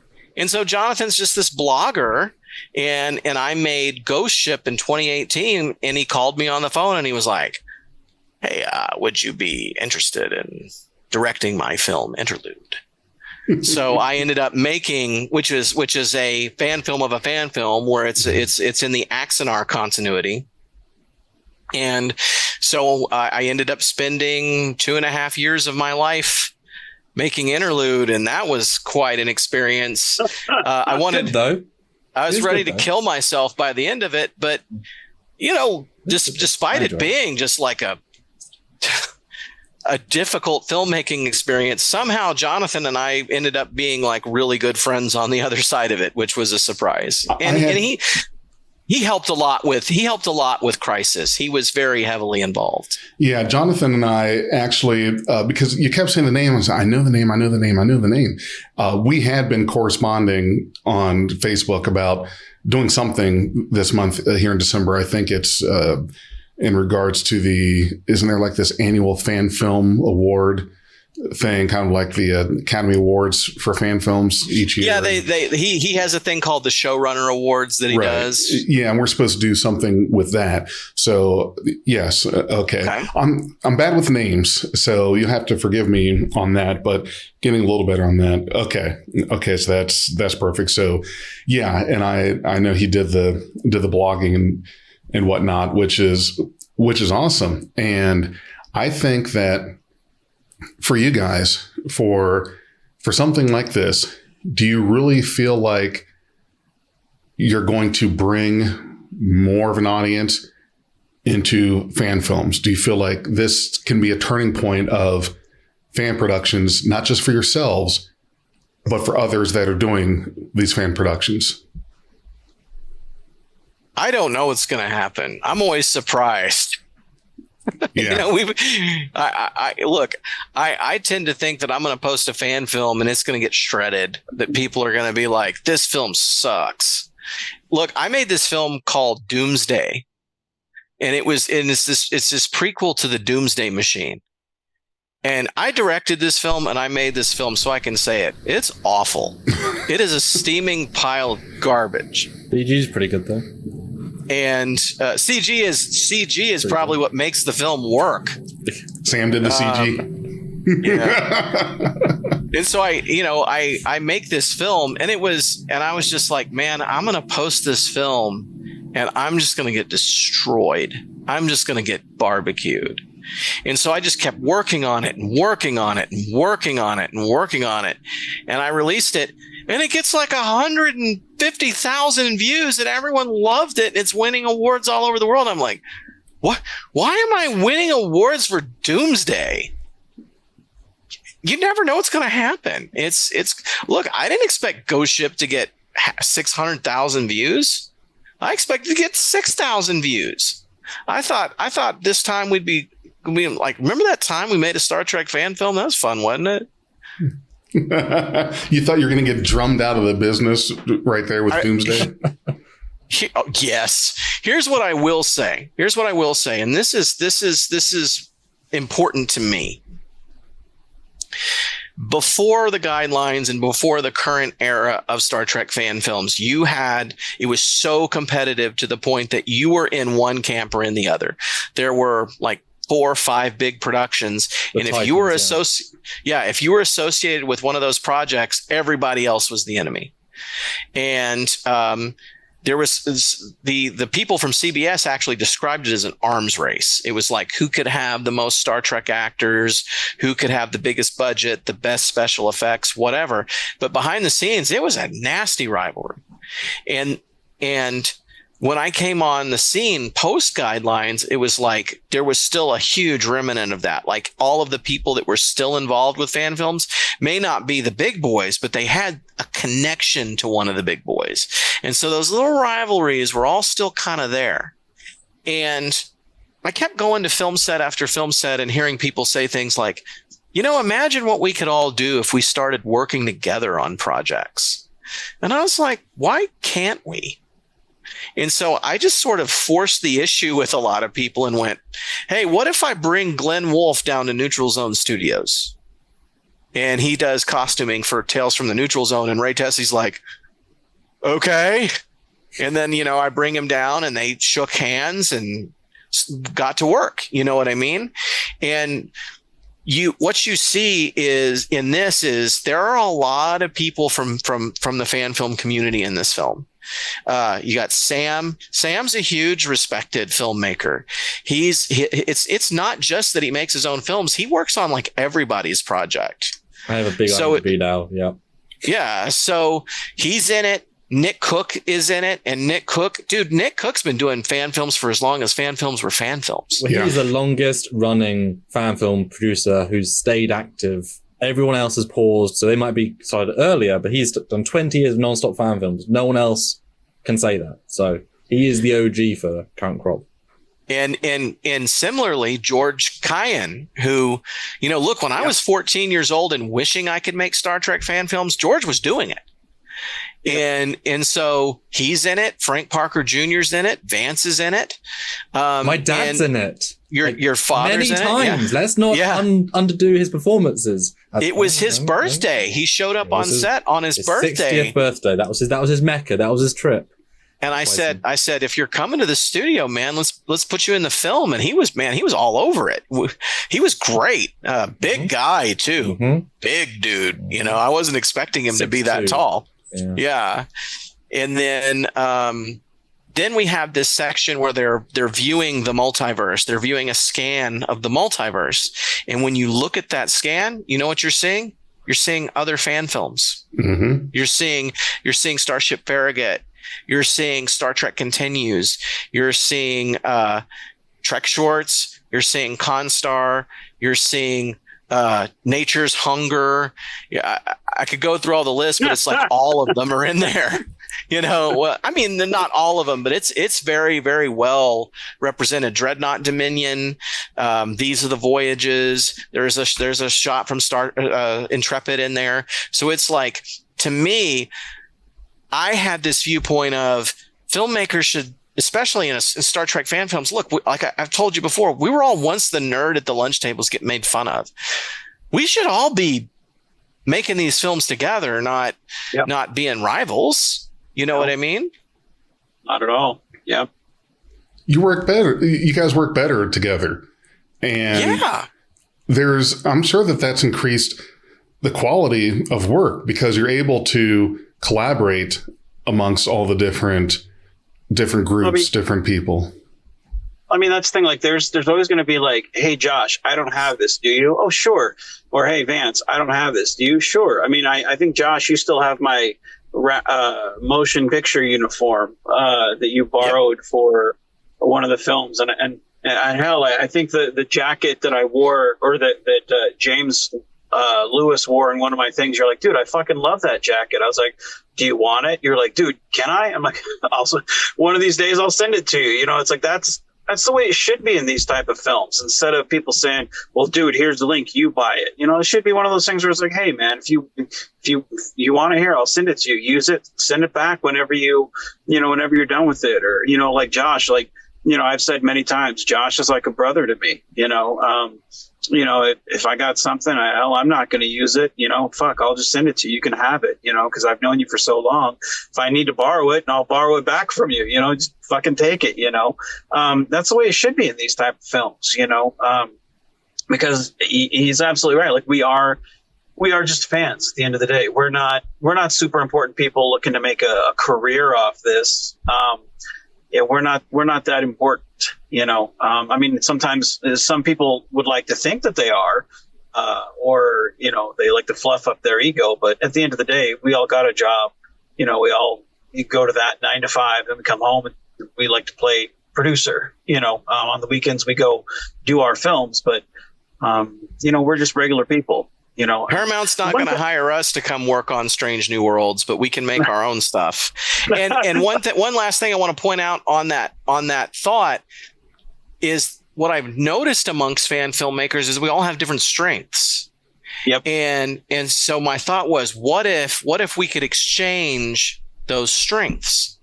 For example, okay, you've got Neutral Zone Studios got those big sets, but they struggle with things like props or costumes. Well, again, that's why Glenn Wolfe showed up, because Glenn is like a one-man art department. Or what if I could go take some pressure off of Dan Reynolds on the Federation files and help behind the camera, and so they could get more into the nitty-gritty of their performances and their acting, and then Glenn could bring to bear that art department skills. It doesn't just elevate the quality of my film, it elevates the quality of their film. You know what I mean? Like, imagine if we were just kind of, okay, you do your thing that makes you cool on my film, and I'll do my thing that makes me cool on your film. Holy moly, everybody's film is better. And that's my thought process. Well, that was one reason why I was able to get through 160 some fan films, because I had so many people to pull from and work together. Even though most of my films were Combox films, it's like we had so many people to pull from. And I love your mentality of connecting with all these different people, you know, like Ray Tessie, you said, Glenn Wolfe, you said, you know. And I think even though there are some people who would shine a negative aspect of fan films, I really think there's a bright light to be there. You know, you've got your Sam Cockings, you've got your Joey Benoist, you've got your Dan Braylands, who do CGI type stuff. You know, like you said, they all have their different strengths and looks and whatnot. It's like you kind of just go, hey, you know, eeny, meeny, miny, mo, let me pick this one. Hey, you want to work with me? Yeah, let's go do it. Then you go and you work and you do whatever. It's instead of people who are exclusive and like, no, I don't want to work with you. It's like there's no reason to be that way. Like you're right. We used to have that lunch table that why are we excluding anybody? We're the last people we should be, especially if we believe in that idea of Starfleet, Infinite, and Star Trek. Why are we excluding anybody? One thing I do want to say, and not to make this about myself, but I personally, and yes, Josh, that was an inside joke to you that only you and I will get. But I do want to take a moment to say thank you. Josh did something in this film that when we talked about Crisis, he was like, "Hey, this is what I have, an idea for Crisis. Are you interested in doing it?" And my mentality is always like, "Sure, why not? You know, I'll fucking do it." But I did kind of have a I don't know if you'd call it a stipulation or request or whatever. I did say I do want to do something. Do you mind if we do this? And I threw it his way and saw, you know, I threw it at the wall and see if it would stick. And he said, "Yeah, I don't see why we can't do this." I said I wanted to give Menard a happy ending, and not in the sexual kind of way. That's Avalon After Dark. But I wanted those who have watched my films know that I tend to write tragedies, you know, for Menard. Either he loses his wife, or with Eobard, you know, there's the Valhalla Stone where he gets trapped in for like 80 years, or the Constar crashes and whatnot. But you know, it's not filled full of sappy, happy stuff. I wanted for this film, because I felt like, okay, if this is the last Avalon film that's done, and I knew I was retiring, if this is the last film I do, for a friend, I want to give Menard a happy ending. I want him to have his wife. I want him to have his adopted son. I want him to go on and captain his ship. I want him to have everything in this film that I couldn't give him in mine. So I talked to Josh and I said, "Can we do that?" The way I pictured it was Menard walks down the hallway, go walk into the to the Constar, and there we see it. And Josh did something that was better than what I envisioned. You know, he has Menard beaming off with Eobard and Emily, and they we actually see the Constar. And I have to say, Josh, one, thank you for giving the character a true send-off. And two, thank you for doing that as a personal favor to me. I really appreciate that. I can't thank you enough. I thought it was respectful to the character, and it really touched me a lot. So thank you. Hey, it's from, again, to me, it's like, what are friends for? Yeah. And if Vance comes to me and he says, hey, I'd like this for my character, or Sam Cockings comes to me and says, hey, let's do this really cool Avalon sequence or really cool Stargate sequence, I'm like, why not? We're not trying to we're not making some film that's going to go out there and make a whole bunch of money and it's got to be this or that. Dude, we're doing this because this is why we're living our dreams here. We're putting ourselves in the Star Trek universe, and whatever way we want to do that, we have a right to that.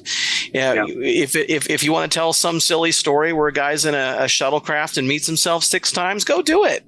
If you want to do a film that's all dirty jokes, well, go do it. Again, that is what this film is about. And I want to be real clear about the message. There's this kind of that pinnacle moment when Prime Allenby and Avalon Allenby are talking to each other, and she says, I spent my life becoming a captain because I thought that's what everyone wanted me to do, and I never asked myself if it was what I wanted. And she tells the main character Allenby, you have a choice. You can live your life however you want. Don't let anyone tell you what to be, who to be, what is or is not your path. And that message is not be a selfish asshole and don't care about anyone else. That's not the message. The message is be true to yourself. I have a 13-year-old daughter, and Allenby is named after that character. She's named out. The character is named after my daughter. I haven't had much sleep,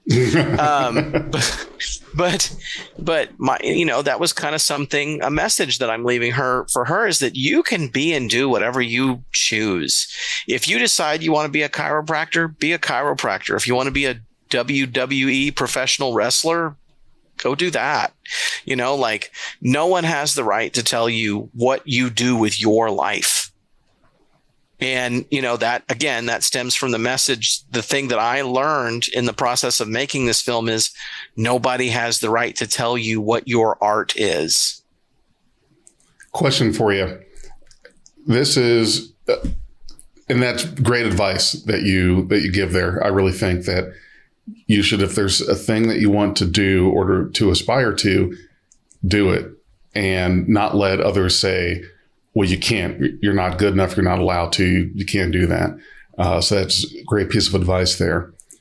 One of the things that I thought was unique about this film, and you don't see it happen a whole lot, when there are a lot of films where you can tell when characters are speaking, actors are speaking, you can tell they're on a set.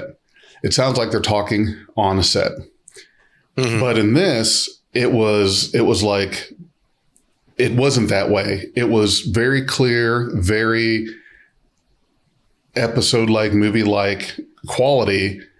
And I'm curious on that part is, how are you able to not make it sound like the traditional, yes, we can tell you're on a set because you're talking to the boom mic and that's what's picking you up. It's really damn good. What do you mean? Well, it's great. How did you do that? I think it sounds terrible, but really, I appreciate the observation. But I've been listening to it for 6 months. It's a variety of things, we did use a boom mic, and so 90% of it actually is audio on a set. It actually is the production audio. There's a very limited amount of what we would call automated dialogue replacement, or ADR, mm-hmm. where we re-recorded some lines in a sound booth. There was a little bit of that, but there wasn't a lot. But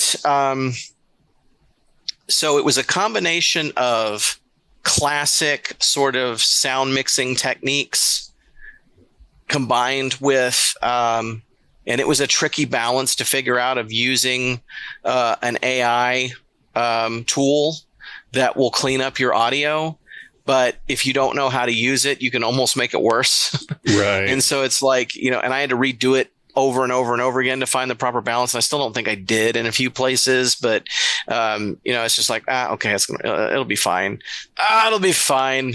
So, you know, it's like, I've always said that sometimes I'll spend twice as much time on the audio as I do the visual. That's not true here. I spent a lot of time on the visual more than I normally do, but yeah, it was a lot of just exhaustive work, from being anally retentive about the positioning of the microphone while you're on set, and really monitoring those levels. And we didn't always have a sound person. We had because of the nature of how we were shooting it, like our crew would vary, you know, from weekend to weekend. So sometimes I would have a camera operator. Sometimes it's just me.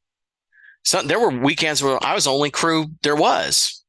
And so it was just a matter of just making sure everybody was mic'd correctly and that you were monitoring it. And then, because you know what you can and can't work with in post, and going, okay, let's get as close to great sound as possible, and then just work with it in post. And that's what we did. You know, I do have a background in filmmaking and broadcast television. And so, like, you know, I've been to film school, I've graduated from film school, and that included really extensive audio courses. And so, yeah, I leveraged that because I know how to do it. So, and I think there would be some really good audio experts that probably listen to that and go, geez, dude, really? Well, I thought you did great. Vance, if you don't mind, if you have any question you could field real quick, I have to literally just get up and yell out the door to turn off this light that's interfering with my microphone. You're good, man. Give me a second. You're good, man. One thing, I've told you before, Josh, my favorite scene in this is where it takes place on the Mirror Universe Excalibur, and it's where Mirror Universe Allenby is talking with Prime Chakande, and she kind of gets up in his face, and the lighting you did on that was really, really well. And it's their positions of where they stand. And I don't know if either one is necessarily right or wrong. It's just a matter of their position. And I felt like the lighting, the camera angle, the philosophies, I felt like everything just kind of came to a head there, and I loved that. For me, I felt like everything in the film kind of came to a head there. Yeah. So for me, that was my favorite scene. My question, and this is both for Josh, and then Sam, and then Big J. What are your guys' favorite scenes? Because I'm curious. I know each one of us has a favorite scene. What is it and why? Well, let me address the scene. I've got to, just out of professional courtesy, address something about the scene you brought up. Sure. That scene was conceptualized by Victoria Fox. It was her idea. And that was one of the contributions that she made to the film, was the idea for that scene. And then she was also originated the idea that the Mirror Universe characters would be dressed more in civilian mercenary type outfits, because it was, you know, post invasion. So I want to give credit to her for that, because it's only fair, because it was her idea. But I wrote the scene and directed the final iteration of it. Yeah, I liked that scene. I thought it would turn out pretty good. One thing I will point out about it is that the emblems on the doors, the Mirror Universe emblems, they weren't there. We put those in post. Excuse me? Yeah, they were. I saw that. I saw in one of the early things. I actually told you, I was like, "Hey, man, did you notice?" And you're like, "It'll be there in the final version." I was like, "Oh, okay, yeah, I know that." So the first version I saw, they weren't there. Yeah. It took about 6 hours to do that. Was that a pain to do when you have to put those on? Probably would have been a lot easier if I'd had a sticker. But I didn't. But look, it was time consuming. It wasn't a pain. What was interesting about it is I was in the middle of doing it and I had Pluto TV on. I mean, a lot of times I'll just throw Star Trek on Pluto TV on and do it. And Mirror Mirror came on while I was doing it, so I thought that was fun. Plug for Pluto TV if they want to support the channel. Dude, Pluto TV is the bomb. Pluto TV My favorite scene is the confused Asian guy in a mini skirt. That dude had some hairy legs. He kind of, after he did it, he was like, man, if I'd known the skirt was going to be this short, I'd have shaved my legs and worn a thong. Did he know? Yeah. Did he, for reference, did he know what he was parodying? Mm-hmm. I showed it to him. Okay. But I mean, that's from a comedy standpoint, that's my favorite scene. But my emotionally, my favorite scene is the turbo lift scene between Prime Allenby and Avalon. Sam, I was hoping he's going to stick with not saying that scene. It's my favorite scene as well. He was doing good with the Asian guy. I was like, stole my. That's the first thing that came to mind, because that's when I think the film kind of comes together in a way, because it is paced oddly. That's the nature of this level of multiversal swapping perspectives. But you realize she's the main character truly in that scene, and why the film's there, and it's very well done. The subtext is all there, because I told you what I thought the scene was, and you're like, that is what it's about. Glad you got it, because there's subtext, right? Yeah, I thought that was really well done. Just on it's funny, it's this like one of the smallest scenes.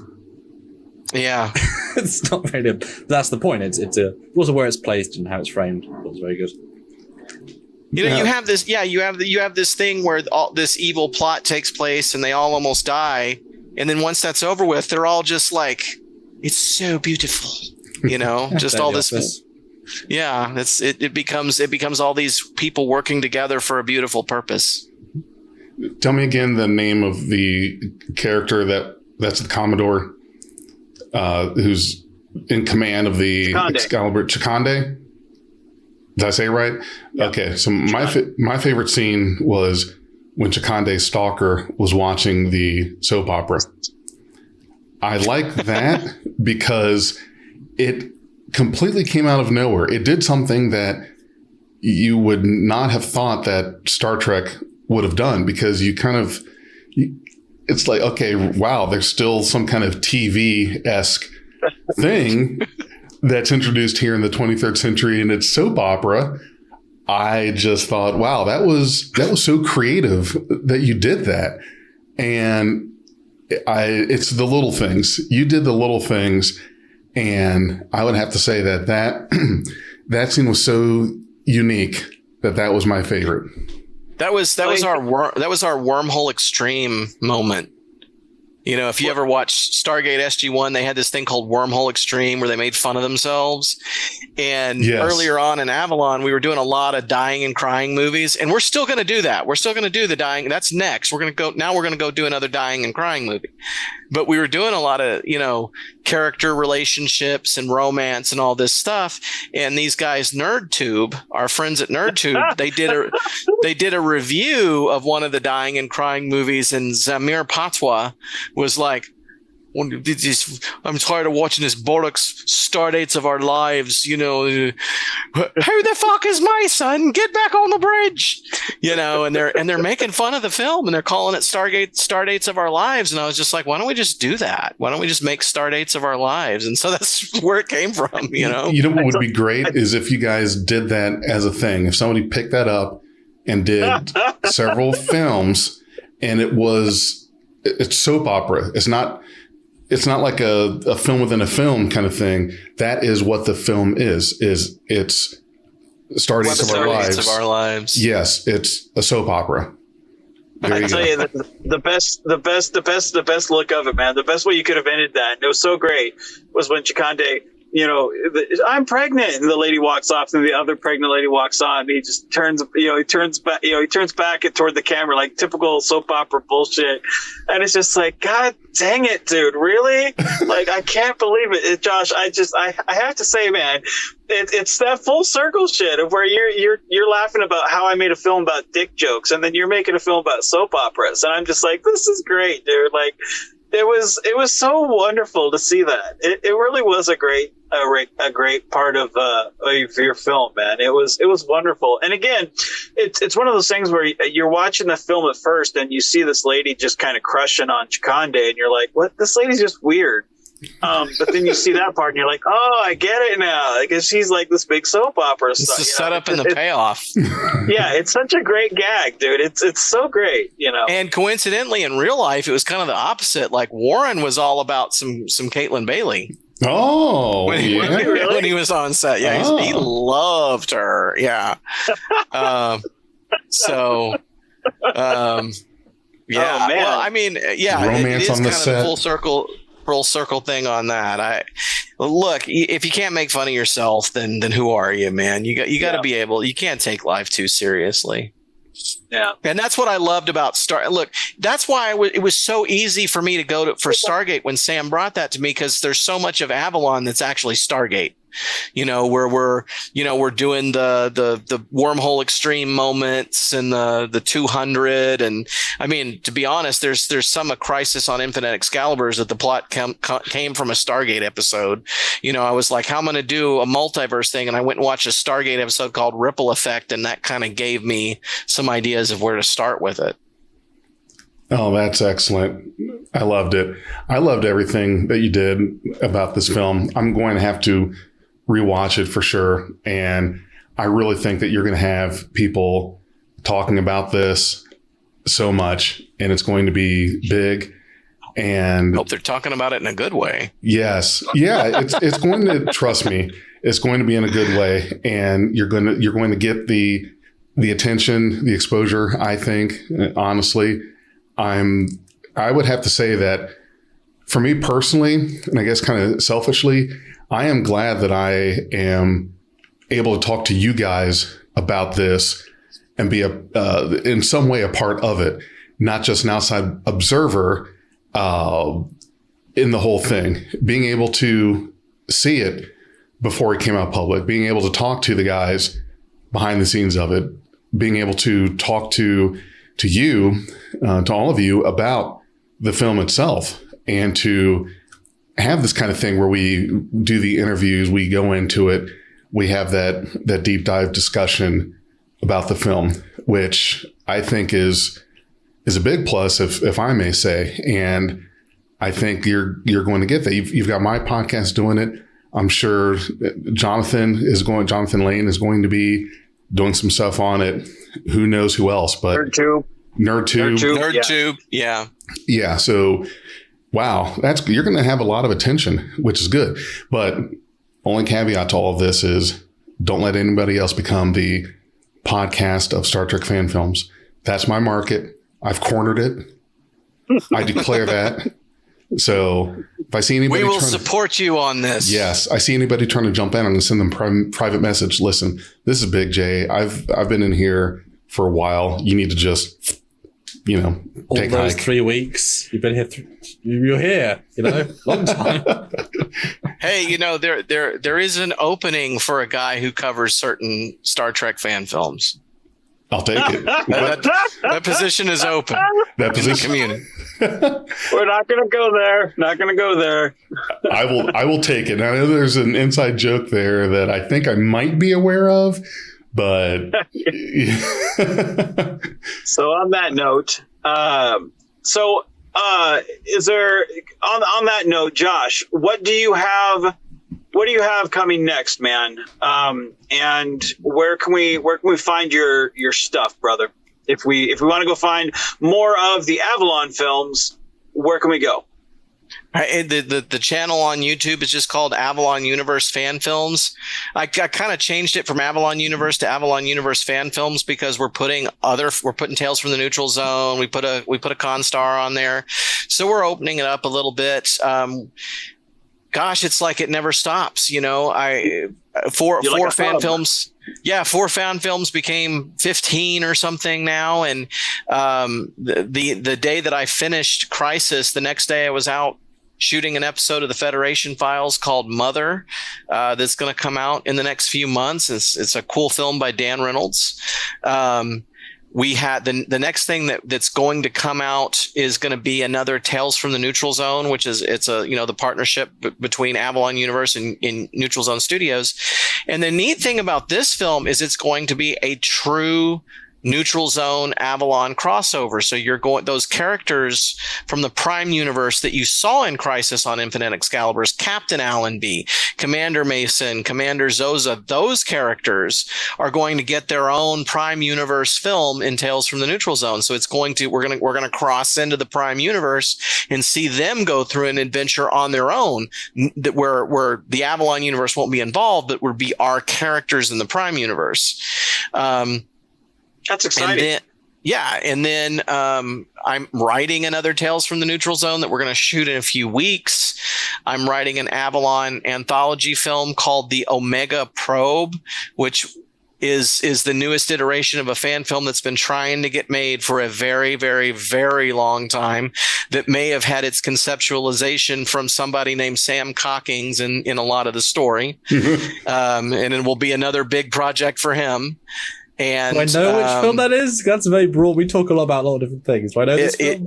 It used to be called Republic. Oh dear. Which version? 1, 2, 3, or this is me taking it and going, it's not Republic anymore. It's the Omega Probe. So I renamed the ship and we took a lot of your story and turned it into something else. I've got previs ready to go. Just swap out the thing and they're ready to go. Exactly.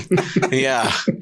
Yeah, it's gonna. That'd be nice. That'd be nice. And it's gonna be Wrath of Khan era in the Avalon My second one universe. So that's good. You're gonna see the Wrath of Khan era in the Avalon universe. There will be a connection to the canon characters a little bit, but it's going to be about a new set of people. It's gonna be an anthology film, and then there are about 2 others that I'm working on that I'm not really talking about yet. So, I'm gonna, and that's in addition to work. That's in addition to working on real movies too. I'm working on some not fan films as well. And my hope is, in about 2 years to make a really big movie with some people from fan films. We're going to go make a real movie. So not that fan films aren't real movies. We're going to go make money off of making a movie finally. But Joshua, the real question is, how many nacelles do I get to blow off in a real movie? Is it the right or left one or both? We can't do that. And then in January, I have a film that I shot coming out in 1,000 theaters in the U.S. called Wildfire: The Legend of the Cherokee Ghost Horse. So, awesome, man! Lots going on. That is awesome. Well, Sam, where can we see your stuff at, man? Because I know there's a lot of Samaholics out there that just chomping at the bit to see more of your stuff. Where can we see your stuff at, man? Just keep releasing more films. It was meant to be 1, then it was 2, then it was 5, and now it's over 16 currently. That's like what I did. He's releasing a film a month. Yeah, I managed to release 8 films this year. 9th in December. Power 543 fan films. That is me. Or Trek Yards for the day job. Obviously no Trek right now currently on, but anytime there's a new Trek, we do those pretty in-depth look, especially with their ships. If you see a ship on a show of new Trek, there'll be a video, there'll be a breakdown, deep dive stuff. And if you like Canadians, my co-host is Canadian, so everyone likes Canadians, so everyone should watch that. I did have a question about your Trek Yard show. Yeah. Because I do watch it, not religiously, but whenever I get a chance, I do. I know, shame on me, right? I will spank myself later. On your ship breakdowns, is that do you get specs of the ships, or do you just make that shit up? Because I am blown. I go to you to be like, what the hell is this about? I don't know. So where do you get your info from? Well, that's the initial spark of Trek Yards. 10 years ago, next year, was that there's more than just Memory Alpha, which is itself a compendium. There are the books, the more official books, not just the one random Simon Schuster. There are tech manuals, etc. that Stuart owns, and I'm slightly more knowledgeable sometimes than minutiae of a show. Like one time at his indie ship, and they say a weapon that Stuart forgot in the script. So I rewatched. No, you missed a thing. It's all there. The point of our show is to be a documentary in live action, not rather than just a page. So yeah, we don't make stuff up. That's no, that would be a no. We can extemporize, as in, say this, for example, like if there's a phaser strip on a ship in an area you haven't seen before, well, obviously it's there, it does something, or the torpedo launcher that you don't know about. There are things you can say, well, there's obviously 14 torpedo launchers because you can see them. They might not say it on the show, but we're able to look at the visuals in a way that other people can't. So it's all grounded in the real. So you can trust us. We're very, very specific on that. Yeah. I just have to say, like, every time when I see a ship like that, I'm like, oh, I always go there and I'm like, well, they know their stuff. I didn't know, like, are they sneaking Sam's stuff? Like, hey, slip this out there. I go to you for my go-to. I'm like, I don't understand this, but I always find those informative. I love your ship stuff. So I had to know, because I've never asked you that. And I'm like, well, now that I got you, I just had to find out. Now I'm on the record. Good good to ask me. That's how I discovered Right Sam was Trek Yards. I was watching Trek Yards long before I got into fan films. Yeah. I don't even remember how I came across Sam. It's been that long. He's just there. He's everywhere. He's in the ether. When I was starting YouTube, there wasn't there was no weekly Trek web series of any kind, of any platform on YouTube. There's no reviews or breakdowns, or it was ridiculous. Like, YouTube feels, it's oversaturated now, obviously. Yeah. Back then there wasn't. And it's crazy to think there wouldn't be. But obviously there was no new Trek on for, a decade. There was no looking to be. And then we just happened to have audience to then go into our new Trek content and then, keep doing. Yeah. The thing about Sam is that he's just a fan. Yeah. He's just a fan. And he lives the life. I think that he lives the life that every fan wishes they could. It is. Trek is my day job and my night job and my 3 a.m. job. It's been full time for 8.5 years of those 9. So we're all envious of the way that he's able to live his life, because, like me, I got to go make TV commercials for restaurants and fireplace stores. But they pay more. They do. They play more well. one day than I do in probably a week. So. Well, think of it this way. Sam is such a Trekkie, and his dad is such a Trekkie. Like, you got to take your dad on his birthday to, is the Star Trek set. That's what your dad's birthday. That's the type of life you and your dad are living. You make CGI. Your dad gets to go to Star Trek set like that. That's life you guys are living. Me and Josh are thinking about opening up our own OnlyFans. That's what we're doing. Only feet, I get it. Feet together. Yeah, right. Our numbers are so low, it's together. That's I'm gonna have nightmares. So, hey, that's all I got. Big. And look, man, I wish my dad not going to go to a Star Trek convention with me. I'm. Of course, my dad's famous, so that would be, he's famous for sports and football and all that kind of stuff. So it's like he wouldn't want to cross. He's a Star Trek fan. He just doesn't really let anybody know. You know what I mean? He's the one that got me into it. He's the one that's like, hey, watch this show, and put in the original Star Trek, the original series, and made me watch it. But he wouldn't go to a Star Trek convention with me. So it's neat that you're able to share that with your dad. Yeah. Me, if I want to spend time with my dad, I got to go to a baseball game.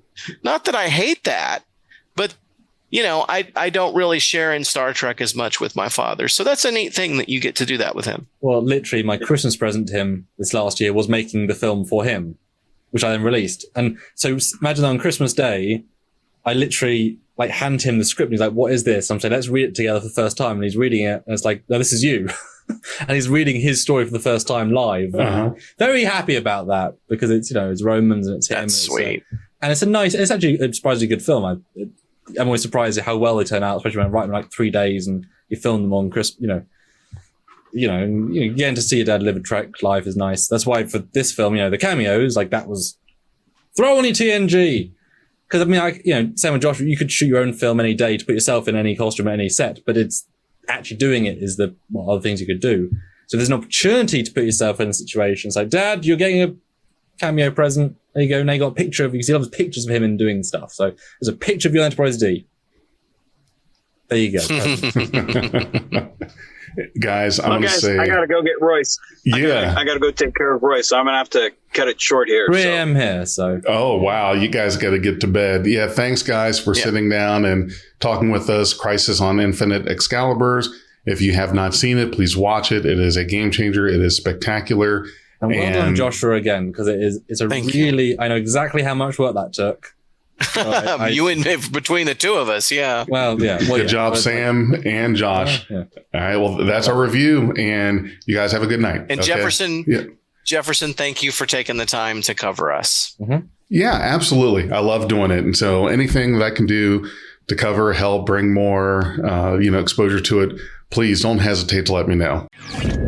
We are Beyond Trek Podcast. Lower your inhibitions and surrender your years. We will add inspirational and hilarious Trek content to your day. Your attention will adapt to subscribe to us. Resistance is futile. If you enjoyed this podcast, you can support us at patreon.com/BeyondTrek.